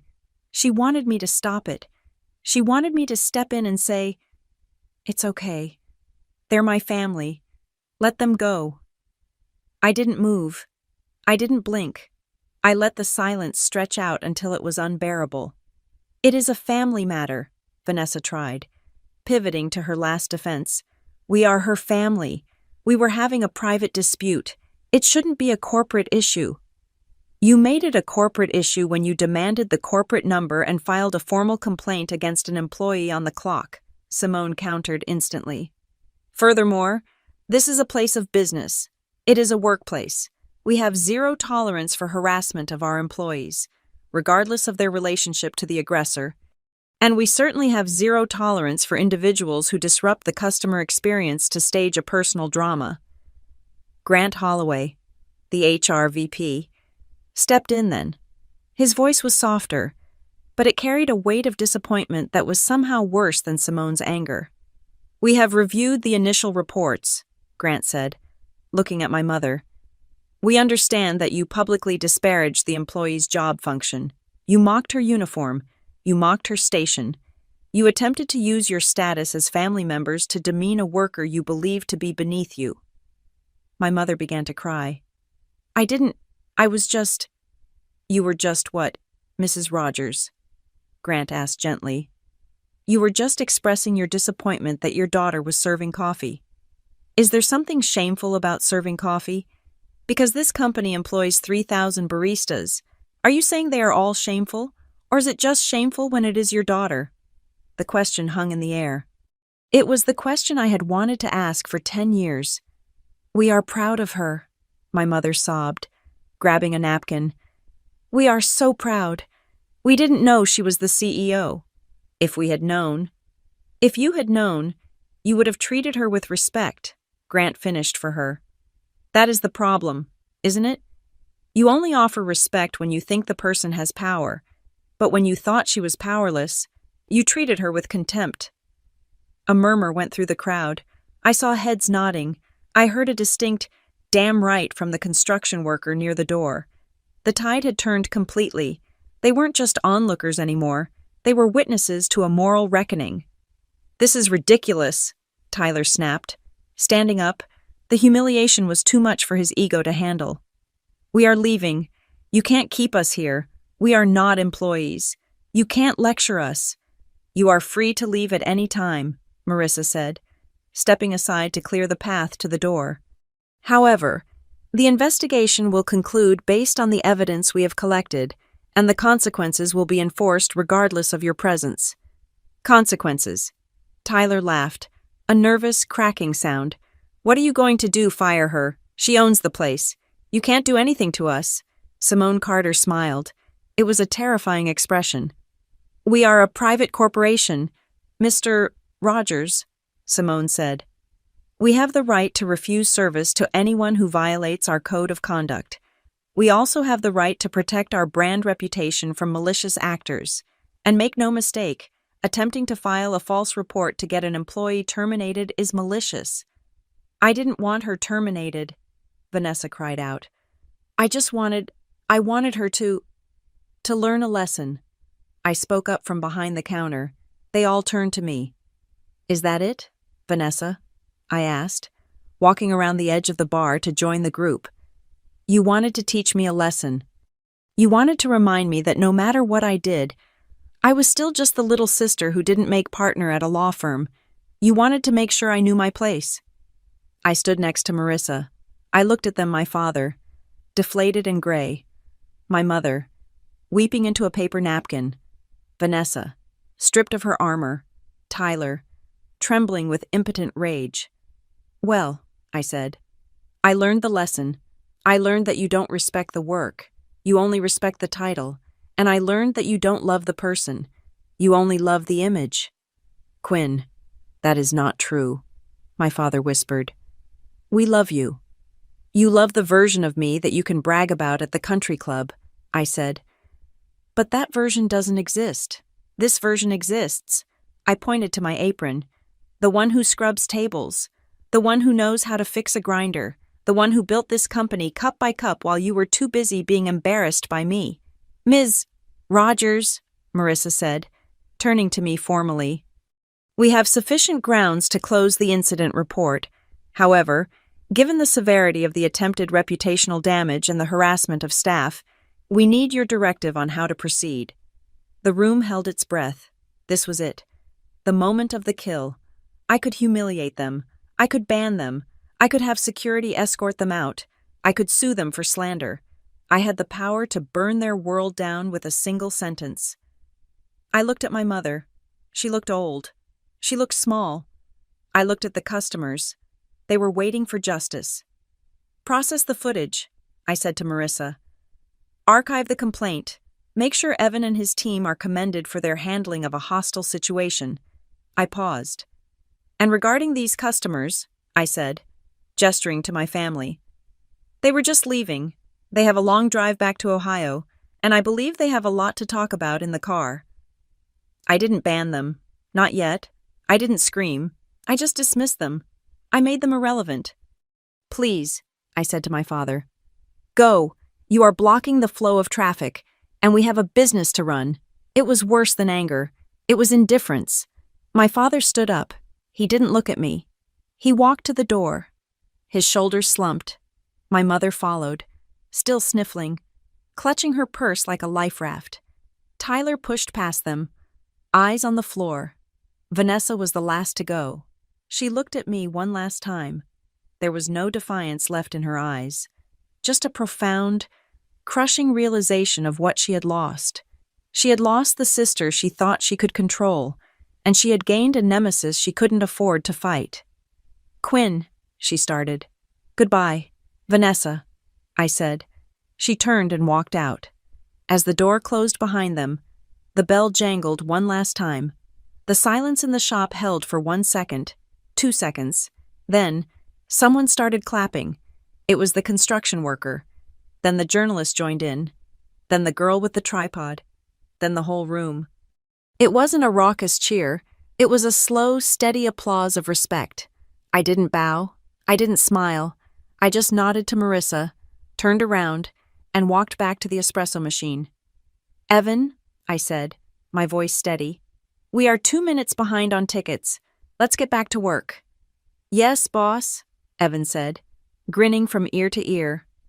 "Right away, boss." I picked up the portafilter. Grind, dose, tamp, the rhythm returned. But outside, the black SUVs were still waiting, and I knew the paperwork was just beginning. My family had walked out the door. But they hadn't escaped. They had just moved from the scene of the crime to the sentencing phase, and I was the judge, just as my family reached the heavy glass door, ready to escape into the anonymity of the parking lot. Simone Carter's voice sliced through the air.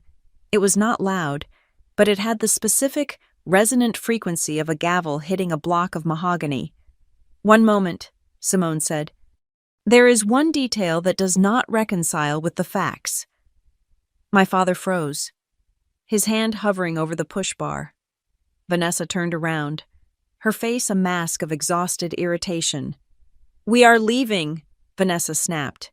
"You said we could leave. The show is over." "The inquiry is closed," Simone corrected, stepping out from behind the counter, her heels clicking on the worn linoleum. "But the risk assessment is not. I have a question regarding the origin of this visit." She stopped in the center of the room. She looked at the peeling paint on the walls, then at the specific location of the store on a map she had pulled up on her tablet. "This location is in an industrial park in Milwaukee," Simone said. "It is 4 miles off the interstate. It is not near a shopping district. It is not near a tourist attraction. And yet, you drove 2 hours from the suburbs of Chicago, bypassing 15 other Stonebridge locations, to come specifically to this one. The one store in the entire network that is currently in a pre-remodel state." She looked directly at my father. "Why," my father stammered, "we were just driving. We wanted coffee." "No," Simone said, her voice dropping to a dangerous purr. "Statistically, the probability of you choosing this specific location by chance is near 0. This was targeted. Who selected this destination?" The shop went quiet. The construction worker near the door put his sandwich down. The journalist, David Miller, leaned forward, sensing blood in the water.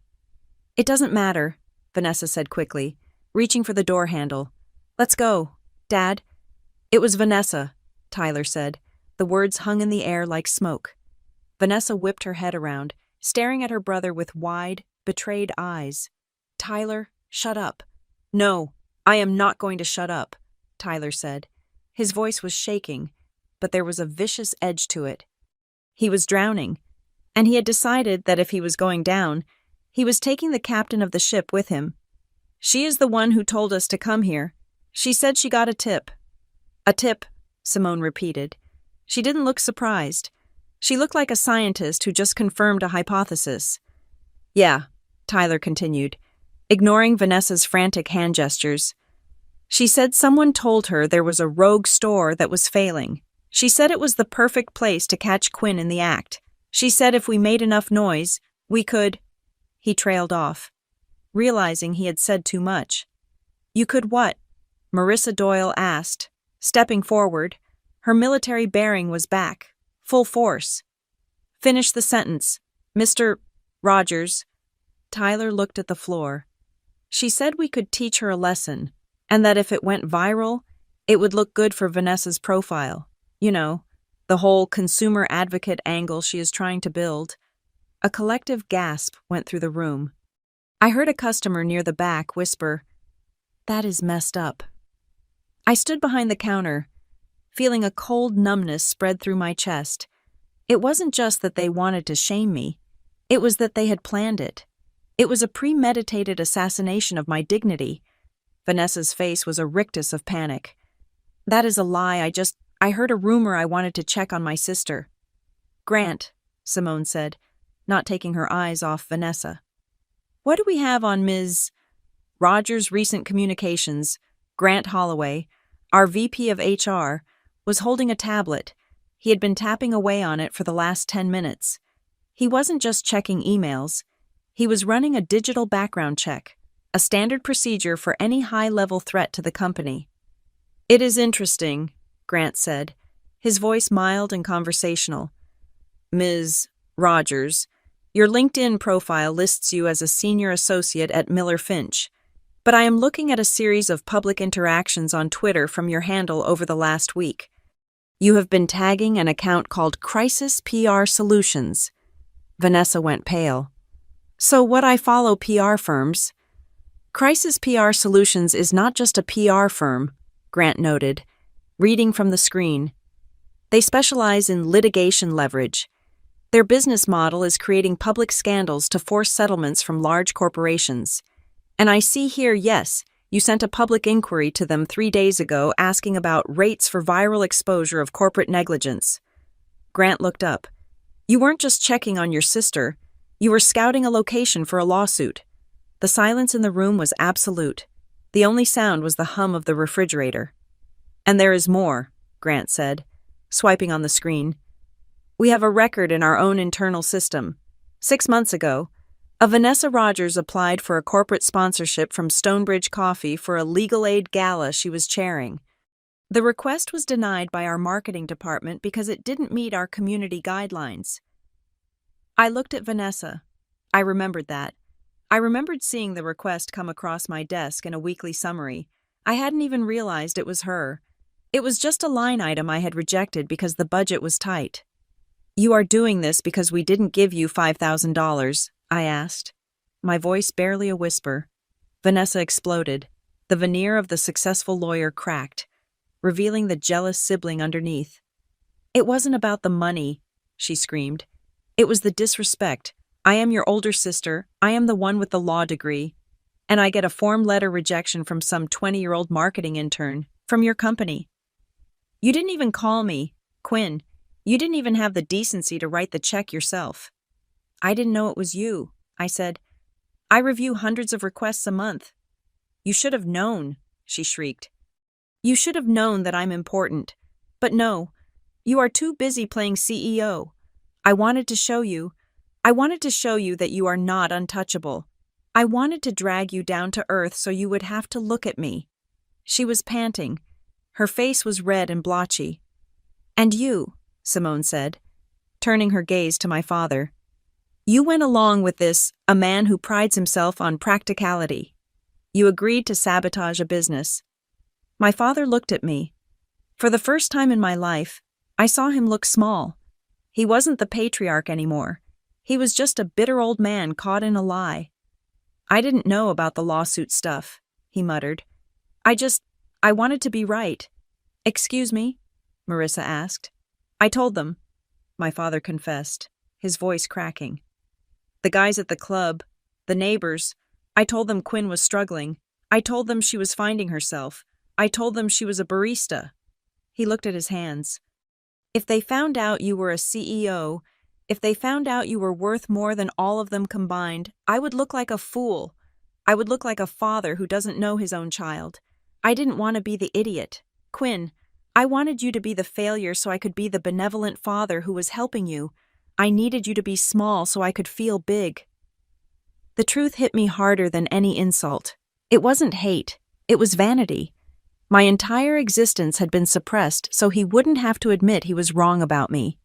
That is enough, Marissa said. Her voice was steel. This is no longer a customer complaint. This is a coordinated attempt to damage the valuation of a company prior to a public offering. What? Tyler asked. What public offering? Stonebridge is in the quiet period for an IPO, Marissa stated. We are preparing to list on the New York Stock Exchange. A viral video alleging negligence, orchestrated by the founder's family, could cost this company millions of dollars in opening share price. It could trigger an SEC investigation into management stability. She stepped closer to them. You didn't just try to embarrass your sister. You tried to tank a billion-dollar asset. Simone Carter opened her portfolio. She took out a pen, a heavy, expensive fountain pen. She uncapped it. The sound was like a gunshot in the quiet room. I am officially recording this incident, Simone said, writing on the clipboard Evan had provided. The record will reflect verbal abuse of staff, disruption of business operations, and most importantly, conspiracy to file a false report with the intent to commit commercial defamation. She signed her name at the bottom. The scratch of the nib on the paper was loud. This document is now a legal affidavit, Simone said, snapping the folder shut. It will be filed with our external counsel within the hour. We will also be sending a cease and desist order to the agency you contacted, Ms. Rogers. The reality finally crashed down on them. The game was over. The corporate machine they had tried to summon had arrived, and it was crushing them. Wait, Vanessa said, her voice trembling. Please, you can't file that. If my firm finds out I was involved in a defamation plot, I could be disbarred. I am up for partner next month. Please.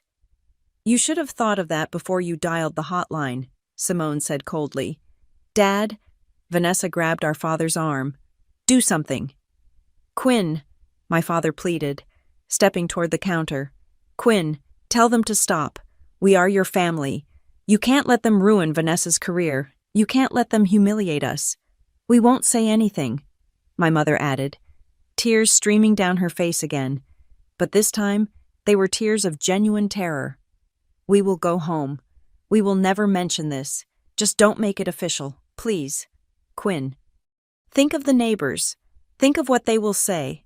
I looked at them. They were begging, but they weren't begging for forgiveness. They weren't saying, "We are sorry we hurt you." They were saying, "Don't let us get caught." Even now, at the very end, it was about them. It was about Vanessa's partnership. It was about my father's reputation at the golf club. It was about my mother's standing with the neighbors. I felt the last tether snap, that thin, invisible wire that holds a child to their parents, no matter how toxic, finally broke. I am thinking of the neighbors, I said, and I am thinking of my shareholders, and I am thinking of the 3,000 employees whose jobs rely on this company being stable. I looked at Marissa. Is the paperwork complete? I asked. It is signed and witnessed. Marissa confirmed. Good, I said. I looked back at my family. You wanted to see the CEO, I said. You are looking at her, and the CEO doesn't make decisions based on emotion. She makes them based on risk, and right now, the four of you are a liability I can no longer afford. Quinn, Vanessa screamed. Grant, I said to the HR VP, please ensure the trespass notices are prepared. I want them ready for distribution to the entire network by close of business today. Understood, Grant said. And Simone, I added, send the letter to Vanessa's PR agency. Let them know that if they touch this story, we will bury them in litigation for the next 10 years. With pleasure, Simone said. No, my father shouted. You ungrateful after everything we did for you. You did nothing for me, I said. And that is exactly why I made it. I turned my back on them. I walked over to the grinder, pressed the button, and let the loud mechanical roar drown out their voices. I didn't need to hear them anymore. I had work to do. I stepped out from behind the counter. I untied my apron. I folded it slowly, deliberately, lining up the corners with the precision of a surgeon preparing to close a chest cavity. I placed it on the stainless steel surface next to the espresso machine. Then, I walked toward them. My family was huddled near the door, a cluster of expensive fabrics and shattered egos. They looked at me as I approached, but for the first time in my life, they did not look down. They looked up. Fear has a way of correcting perspective. I stopped 3 feet away from them. I looked at each of them in turn. I looked at my mother, whose face was streaked with mascara. I looked at my father, who was staring at a scuff mark on the floor. I looked at Vanessa, who was vibrating with the frantic energy of a trapped animal. I looked at Tyler, who looked like a boy who had broken a window and was waiting for the bill. I stripped away the anger. I stripped away the hurt. I looked at them with the clinical detachment I used when auditing a failing supply chain. I was looking for the root cause of the defect. "Quinn," my mother started, her voice trembling. She reached out a hand, but she did not quite touch me. "Quinn, honey, please, you have to understand. We have always been proud of you. Deep down, we just wanted you to be safe. We wanted you to be secure." I looked at her hand hovering in the air. "Proud," I repeated. The word tasted like copper. "Mom, on October 4th, 2019, I sent you an email. It was an invitation to the grand opening of our 100th store. It was a black tie event. The governor of Illinois was there. Do you remember what you replied?" She blinked, tears leaking from the corners of her eyes. I don't." "You replied 4 hours later." I said, "My memory for data is perfect. It is why I am a good CEO. You asked if I was still driving that old Honda, because you were worried it wouldn't make the trip to Chicago. You didn't mention the store. You didn't mention the milestone. You asked about a car I had sold 3 years prior. I was worried about your safety," she sobbed. "No," I said. "You were worried about how it would look if your daughter arrived in a dented sedan." On June 12th, 2020, I sent the family group chat a link. It was a feature in the Wall Street Journal. The headline was, "The New Coffee Barons." My face was on the thumbnail. Do you know who responded? Silence. "Nobody," I said. "Not a single one of you." But 3 hours later, Tyler posted a picture of his new golf clubs, and you all reacted with heart emojis within 10 minutes. I looked at Tyler. He flinched. "You didn't see me," I said quietly. "Not because I was invisible, but because you refused to look at anything that didn't reflect your own image back at you." "That is not fair," my father grumbled. He finally looked up, his face red with a mix of shame and stubbornness. "You didn't tell us. Quinn, you played games. You let us think you were poor. You let us think you were struggling. If you had just said, 'Dad, I am making millions,' do you think we would have treated you like this? Of course not." He thought that was a defense. He thought that exonerated him. "Exactly," I said. "That is the point. Dad, you just admitted it. You treat people with respect only when you know their net worth. If I had told you the numbers, you would have loved the money, not me. You would have bragged about the CEO, but you still would have despised the daughter." "I never despised you," he muttered. "You called my life's work a shameful little hobby at Thanksgiving dinner 2 years ago." I reminded him. "I was sitting right next to you. I was passing you the gravy." He opened his mouth, then closed it. There is no arguing with a transcript. Vanessa stepped forward. The panic in her eyes had hardened into something sharp and ugly. She was cornered, and she was reverting to her training. "Look, Quinn," she said, her voice tight. "We can do the therapy session later. Right now, we are talking about legal realities. You have these people here," she gestured at the corporate team, "and they are recording this. If you let them file that report, if you let them put on record that we tried to sabotage the IPO, I will sue you." Simone Carter let out a short, dry laugh from behind me. Vanessa whirled on her. "I am serious. This is entrapment. You lured us here. You let us make those comments without disclosing the identity of the CEO. That is bad faith. I will sue for defamation of character. I will sue for emotional distress. I will tie this company up in court for years." "Vanessa," I said. "Stop." "No," she shouted. "I am not going to let you ruin me. I am a lawyer. I know the system. You think you are so smart because you sell coffee. I swim with sharks. Quinn, I will destroy this brand if you come after my license." Simone walked forward. She moved with the fluid grace of a predator who knows the prey is already dead. She stopped next to me. "Ms. Rogers," Simone said to Vanessa, "I specialize in corporate litigation. I have defended this company against class action lawsuits, international trade disputes, and patent trolls. Do you really think you can intimidate us with threats of a frivolous defamation suit? It is not frivolous, Vanessa shrieked. You are ruining my reputation. You are standing in the middle of a coffee shop, Simone said, her voice dropping to a conversational volume that was terrifyingly clear. There are 12 customers in this room. 4 of them are currently live streaming this interaction.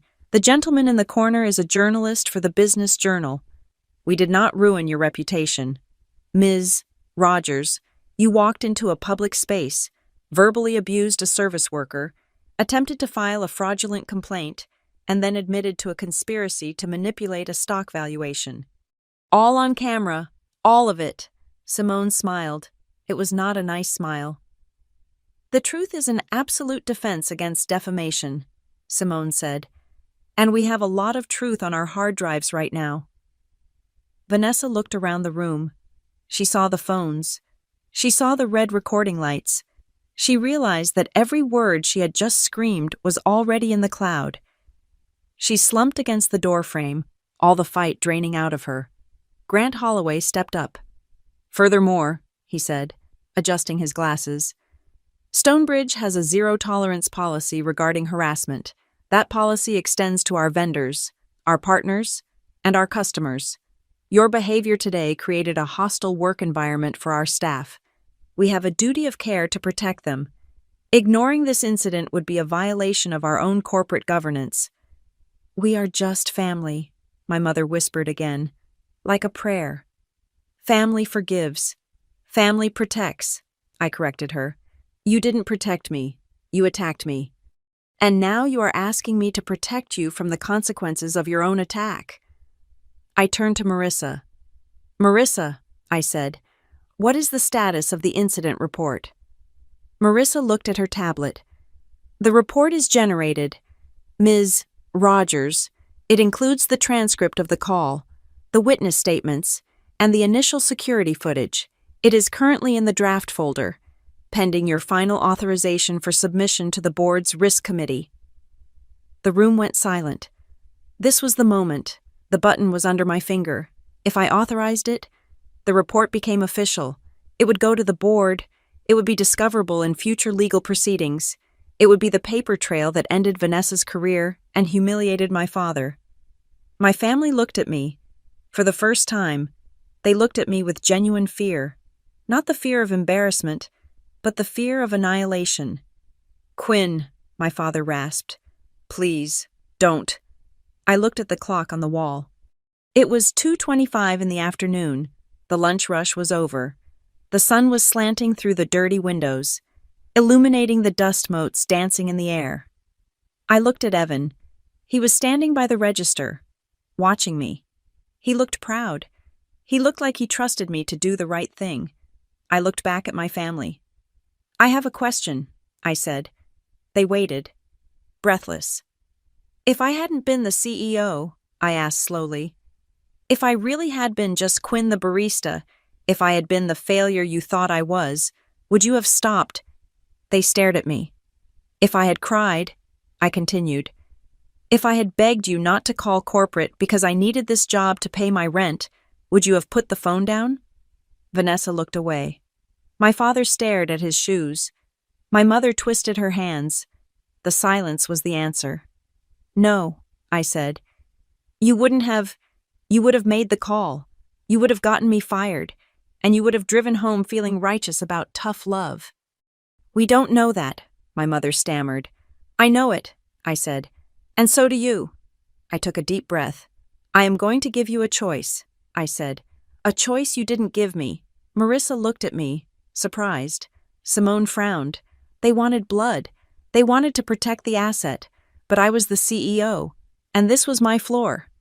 You can withdraw the complaint, I said. Their heads snapped up. Hope, sudden and desperate, flooded their faces. Really, Vanessa breathed.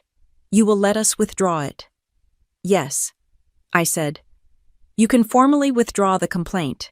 You can sign a statement saying that you were mistaken, that the service was excellent, and that the store meets all standards. You can apologize to Evan and the staff, and we will delete the draft report. Yes, my father said instantly. Yes, We will do that right now. Where do I sign? But, I said. They froze. But, I continued, if you withdraw the complaint, you are admitting that you lied. You are admitting that there was no issue with the store. You are admitting that you filed a false report out of malice. So, Vanessa asked, who cares? As long as it doesn't go to the board.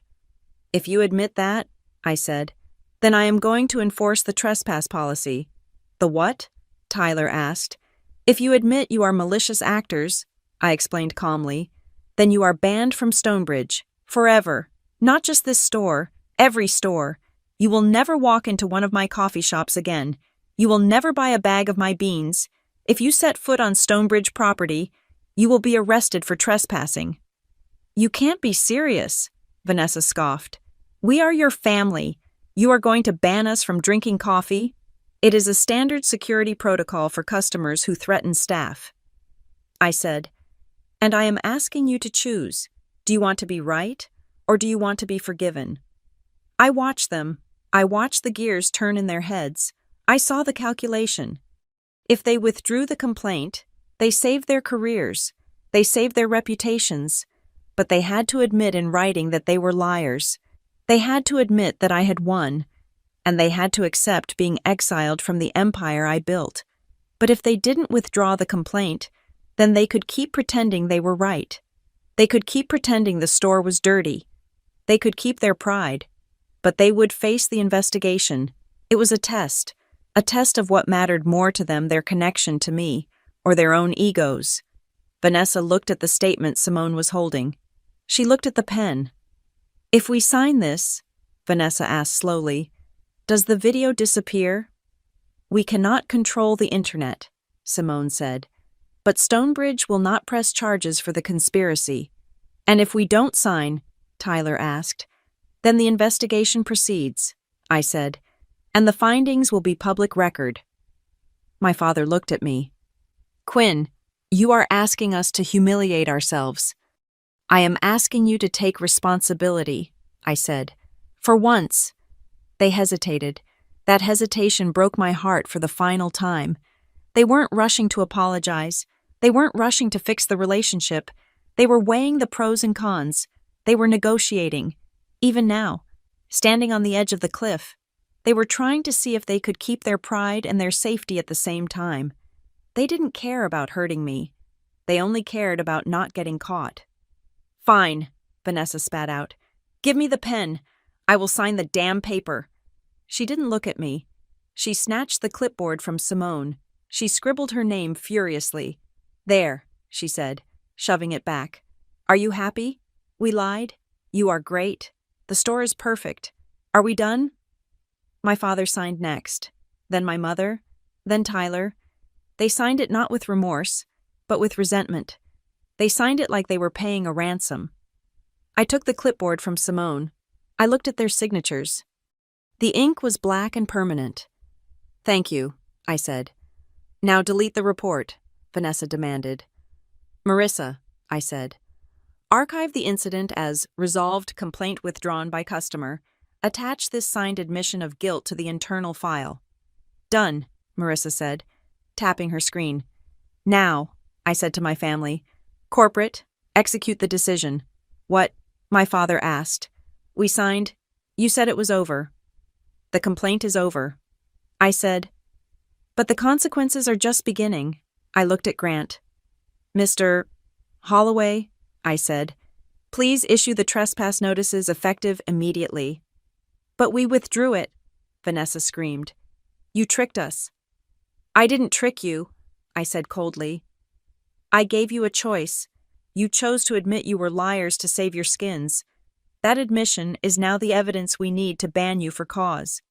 You can't do this, my mother wailed. You are our daughter. I am the CEO, I said, and I have a duty to protect this house. I looked at them one last time. You have 5 minutes to vacate the premises before I call the police to enforce the ban, I said. And since you are so worried about your reputations, I suggest you leave before the evening news crew arrives. I see their van pulling up outside right now. They spun around. Sure enough, A news van with a satellite dish was parking behind the black SUVs. The story had leaked. The wolves were here. "Go," I said. I didn't yell it. I whispered it. They ran. They didn't say goodbye. They didn't look back. They scrambled for the door, pushing past each other in a desperate, undignified panic to get to their car before the cameras started rolling. I stood there and watched them go. I felt a hand on my shoulder. It was Evan. "Are you okay, Quinn?" he asked softly.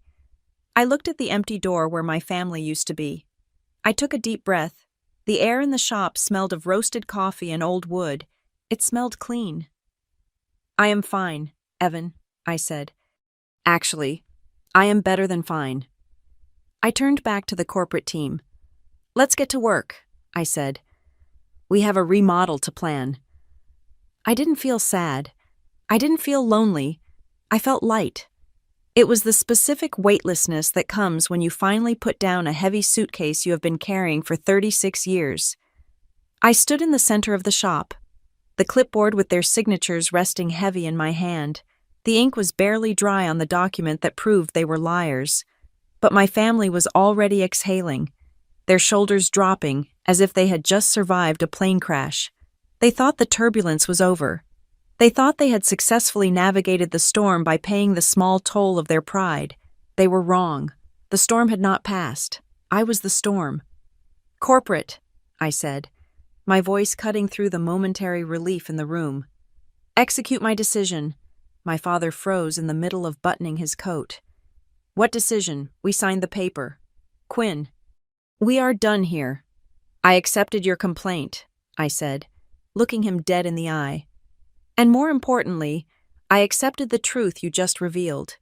You admitted, in writing, to filing a false report with malicious intent against a Stonebridge employee. You admitted to disrupting business operations. You admitted to being a security risk." I turned to Grant Holloway, the VP of HR. "Mr.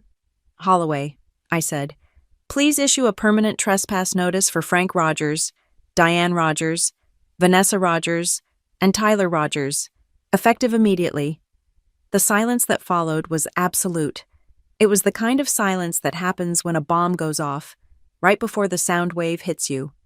"What?" Tyler laughed, a nervous, jerky sound. "Trespass. You mean like, we can't come to this store?" "I mean the entire system," I said calmly. "You are banned from every Stonebridge coffee location in the United States and our international territories. Your names and photographs will be added to our internal security database. If you attempt to enter any of our 3,000 locations, the point-of-sale system will flag you, and the staff will be instructed to call local law enforcement to have you removed." "You can't do that," my mother shrieked. She grabbed the edge of a table for support. "We are your parents. You cannot ban us from a coffee shop." "It is absurd." I said, "and I must. Because my job as CEO is not to be your daughter. My job is to protect the 30,000 people who wear this apron. If I allow customers who abuse staff and file false reports to walk back in just because they share my DNA, then I am a hypocrite, and I am many things, Mother, but I am not a hypocrite." "This is insane," Vanessa spat, stepping forward, her lawyer instincts trying to override her humiliation. "You are overreacting. We admitted we were wrong. We apologized. You cannot legally ban us for a withdrawn complaint." Simone Carter stepped in. She moved smoothly, placing herself between Vanessa and me. She held up a folder. "Actually, Ms. Rogers," Simone said, her voice like ice water. Private businesses reserve the right to refuse service to any individual who poses a threat to the safety or well-being of staff. Your admission of a premeditated conspiracy to damage the brand reputation is more than enough grounds. And let me be clear about the legal standing." Simone opened the folder and handed Vanessa a single sheet of paper. "This is a formal cease and desist notice," Simone explained. "If you, or any member of your party, attempt to contact Stonebridge employees, including the CEO, for the purpose of harassment or intimidation, we will file for immediate restraining orders. If you set foot on our property, We will prosecute for criminal trespass under the statutes of the local jurisdiction. We are not playing games. This is a corporate mandate." Vanessa read the paper. Her hands were shaking so hard the paper rattled. She looked up at me, and her eyes were wet. "Quinn," she whispered, "why are you doing this? I am your sister. Do you hate us this much?" I looked at her. I looked at the tears streaming down her face. They were tears of humiliation. Yes, but they were also tears of confusion. She truly did not understand. "I don't hate you, Vanessa," I said gently. "I just don't trust you." "But to ban us," she sobbed. "To treat us like criminals. Just because we didn't know it was you, if we had known it was you, none of this would have happened." "And that," I said, pointing a finger at her, "is exactly why you are being punished."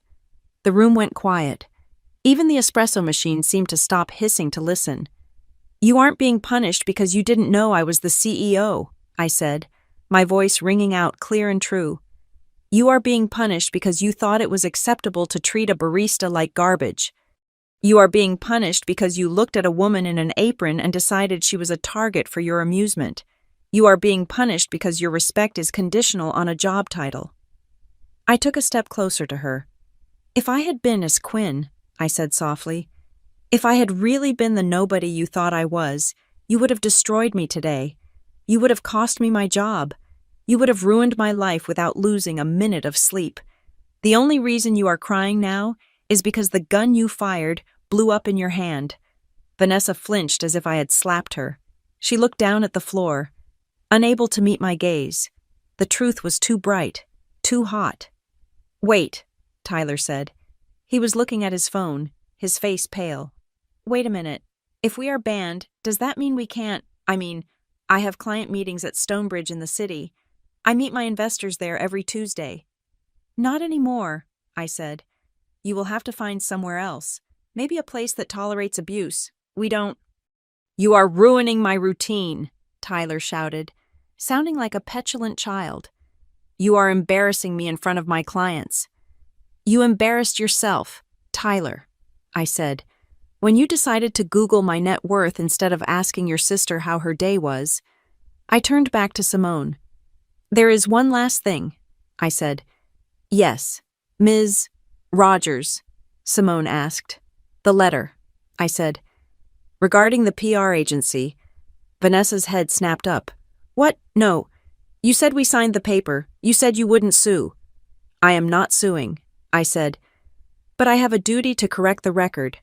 I nodded to Simone. "Ms. Carter, please send a certified copy of Vanessa's signed admission of lying the document stating that the store is in perfect condition and the complaint was fraudulent to the agency. Crisis PR Solutions. I believe Vanessa has a pending inquiry with them about creating a viral scandal. It is only fair that they know their potential client has already admitted that the scandal is a fabrication." Vanessa went white. It was the color of a dead sheet of paper. "No," she gasped. "Quinn, please, if you send that, they will blacklist me. That agency talks to everyone. If they know I fabricated a corporate takedown, no legitimate firm will ever touch me. You are killing my career." "I am saving them from a liability," I said. "Just like I am saving my company." "You promised," she screamed. "I promised I wouldn't sue you for defamation." I reminded her. "I never promised I would lie for you. Sending the truth isn't vengeance. Vanessa, it is due diligence." She stared at me with pure horror. She realized then that the bridge wasn't just burned. I had nuked the foundations. "Grant," I said, "escort them out." "With pleasure," Grant said. He signaled to the 2 large security guards who had arrived with the convoy. They stepped forward, their presence looming over my shrinking family. "Please," my father whispered. He looked broken. "Quinn, just goodbye." "Goodbye, Dad," I said. I didn't feel a tug at my heartstrings. I didn't feel a wobble in my voice. I felt nothing but the cool, clean clarity of a decision made and executed. They turned and walked toward the door. It was a slow, shuffling procession. My mother was weeping openly now, leaning on my father. Vanessa was staring straight ahead, her face a mask of shock. Tyler was typing furiously on his phone, probably trying to cancel his Tuesday meetings before security flagged him. They pushed through the glass door. The bell jingled. Dingling. And then they were gone. The door swung shut. The black SUVs outside idled for a moment. Then the drivers stepped out to ensure the perimeter was clear. Inside the shop, the silence stretched for one long, heartbeat-filled second. Then, the applause started. It began with the construction worker. He stood up, his heavy boots scraping on the floor, and started clapping. Then the journalist joined in. Then the girl with the tripod. Then the corporate team. I raised a hand to stop them. "No," I said. "Do not applaud for me. I just did my job." I turned to Evan. He was standing by the register, looking at me with wide, awe-filled eyes. He looked like he had just watched Superman stop a train. "Evan," I said, "step forward, please." He stepped up, looking nervous. "Yes, Ms. Rogers." "You followed protocol today," I said, my voice carrying to the back of the room. "You were faced with a hostile group of customers who claimed to have power. You didn't fold. You didn't break the rules. You protected your staff, and you protected the brand. And when they demanded escalation, you called the right number." I smiled at him, a real smile. "That is leadership, Evan, and we need leadership." I looked at Marissa. "Marissa, what is the opening for the regional lead trainer position in the Midwest?"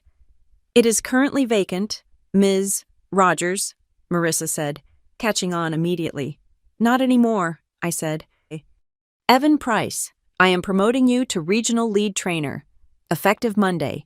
You will be responsible for teaching other managers how to handle crisis situations with the integrity you showed today.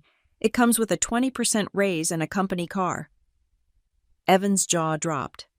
I mean, "Ms. Rogers, are you serious?" "Dead serious," I said. "But you have to promise me one thing." "Anything," he stammered. "Don't ever let anyone treat you like you are just anything." I said, "You are the face of Stonebridge. Wear it proud." "I will," he whispered. "Thank you." The shop erupted. This time, I let them clap. They were clapping for Evan, and he deserved every second of it. I waited for the noise to die down. Then I turned to Marissa and the corporate team. "One last item," I said. "This store." I looked around at the peeling paint, the scuffed floors, the flickering light. "We are not waiting 2 weeks," I said. "I want the remodel crew here tonight. Triple time pay if they have to work through the dark. I want this place stripped to the studs and rebuilt by Monday morning. I want the new espresso machines. I want the marble countertops. I want the velvet seating." "Consider it done," Marissa said, tapping her phone. "This is not a shabby store," I said, looking at the journalist who was still recording. "This is store 042. It is where we draw the line, and when it reopens on Monday, it is going to be the jewel of Milwaukee. We don't hide our flaws. Ladies and gentlemen, we fix them, with action." "Yes, ma'am," Grant said, looking energized. "Now," I said, "if you will excuse me," I turned away from the corporate suits.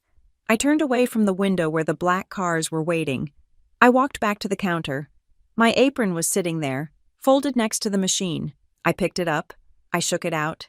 I tied the strings around my waist, tightening the knot until it felt secure. I smoothed the green fabric over my black polo. I wasn't hiding anymore. I wasn't pretending. This was who I was. I was the CEO, yes, but I was also the barista. I was the one who served, and there was no shame in service. There was only honor. The bell on the door rang. A new customer walked in, a young student with a backpack, looking tired and in need of caffeine. He didn't know about the drama. He didn't know about the millions of dollars in the room. He just saw a woman in an apron. "Hi," he said. "Can I get a large drip coffee? Black?" I smiled. I grabbed a cup. I wrote on it with a Sharpie. "Coming right up," I said. I poured the coffee. The steam rose up. Smelling of dark roast and victory, I handed it to him. "That will be $2.50, I said.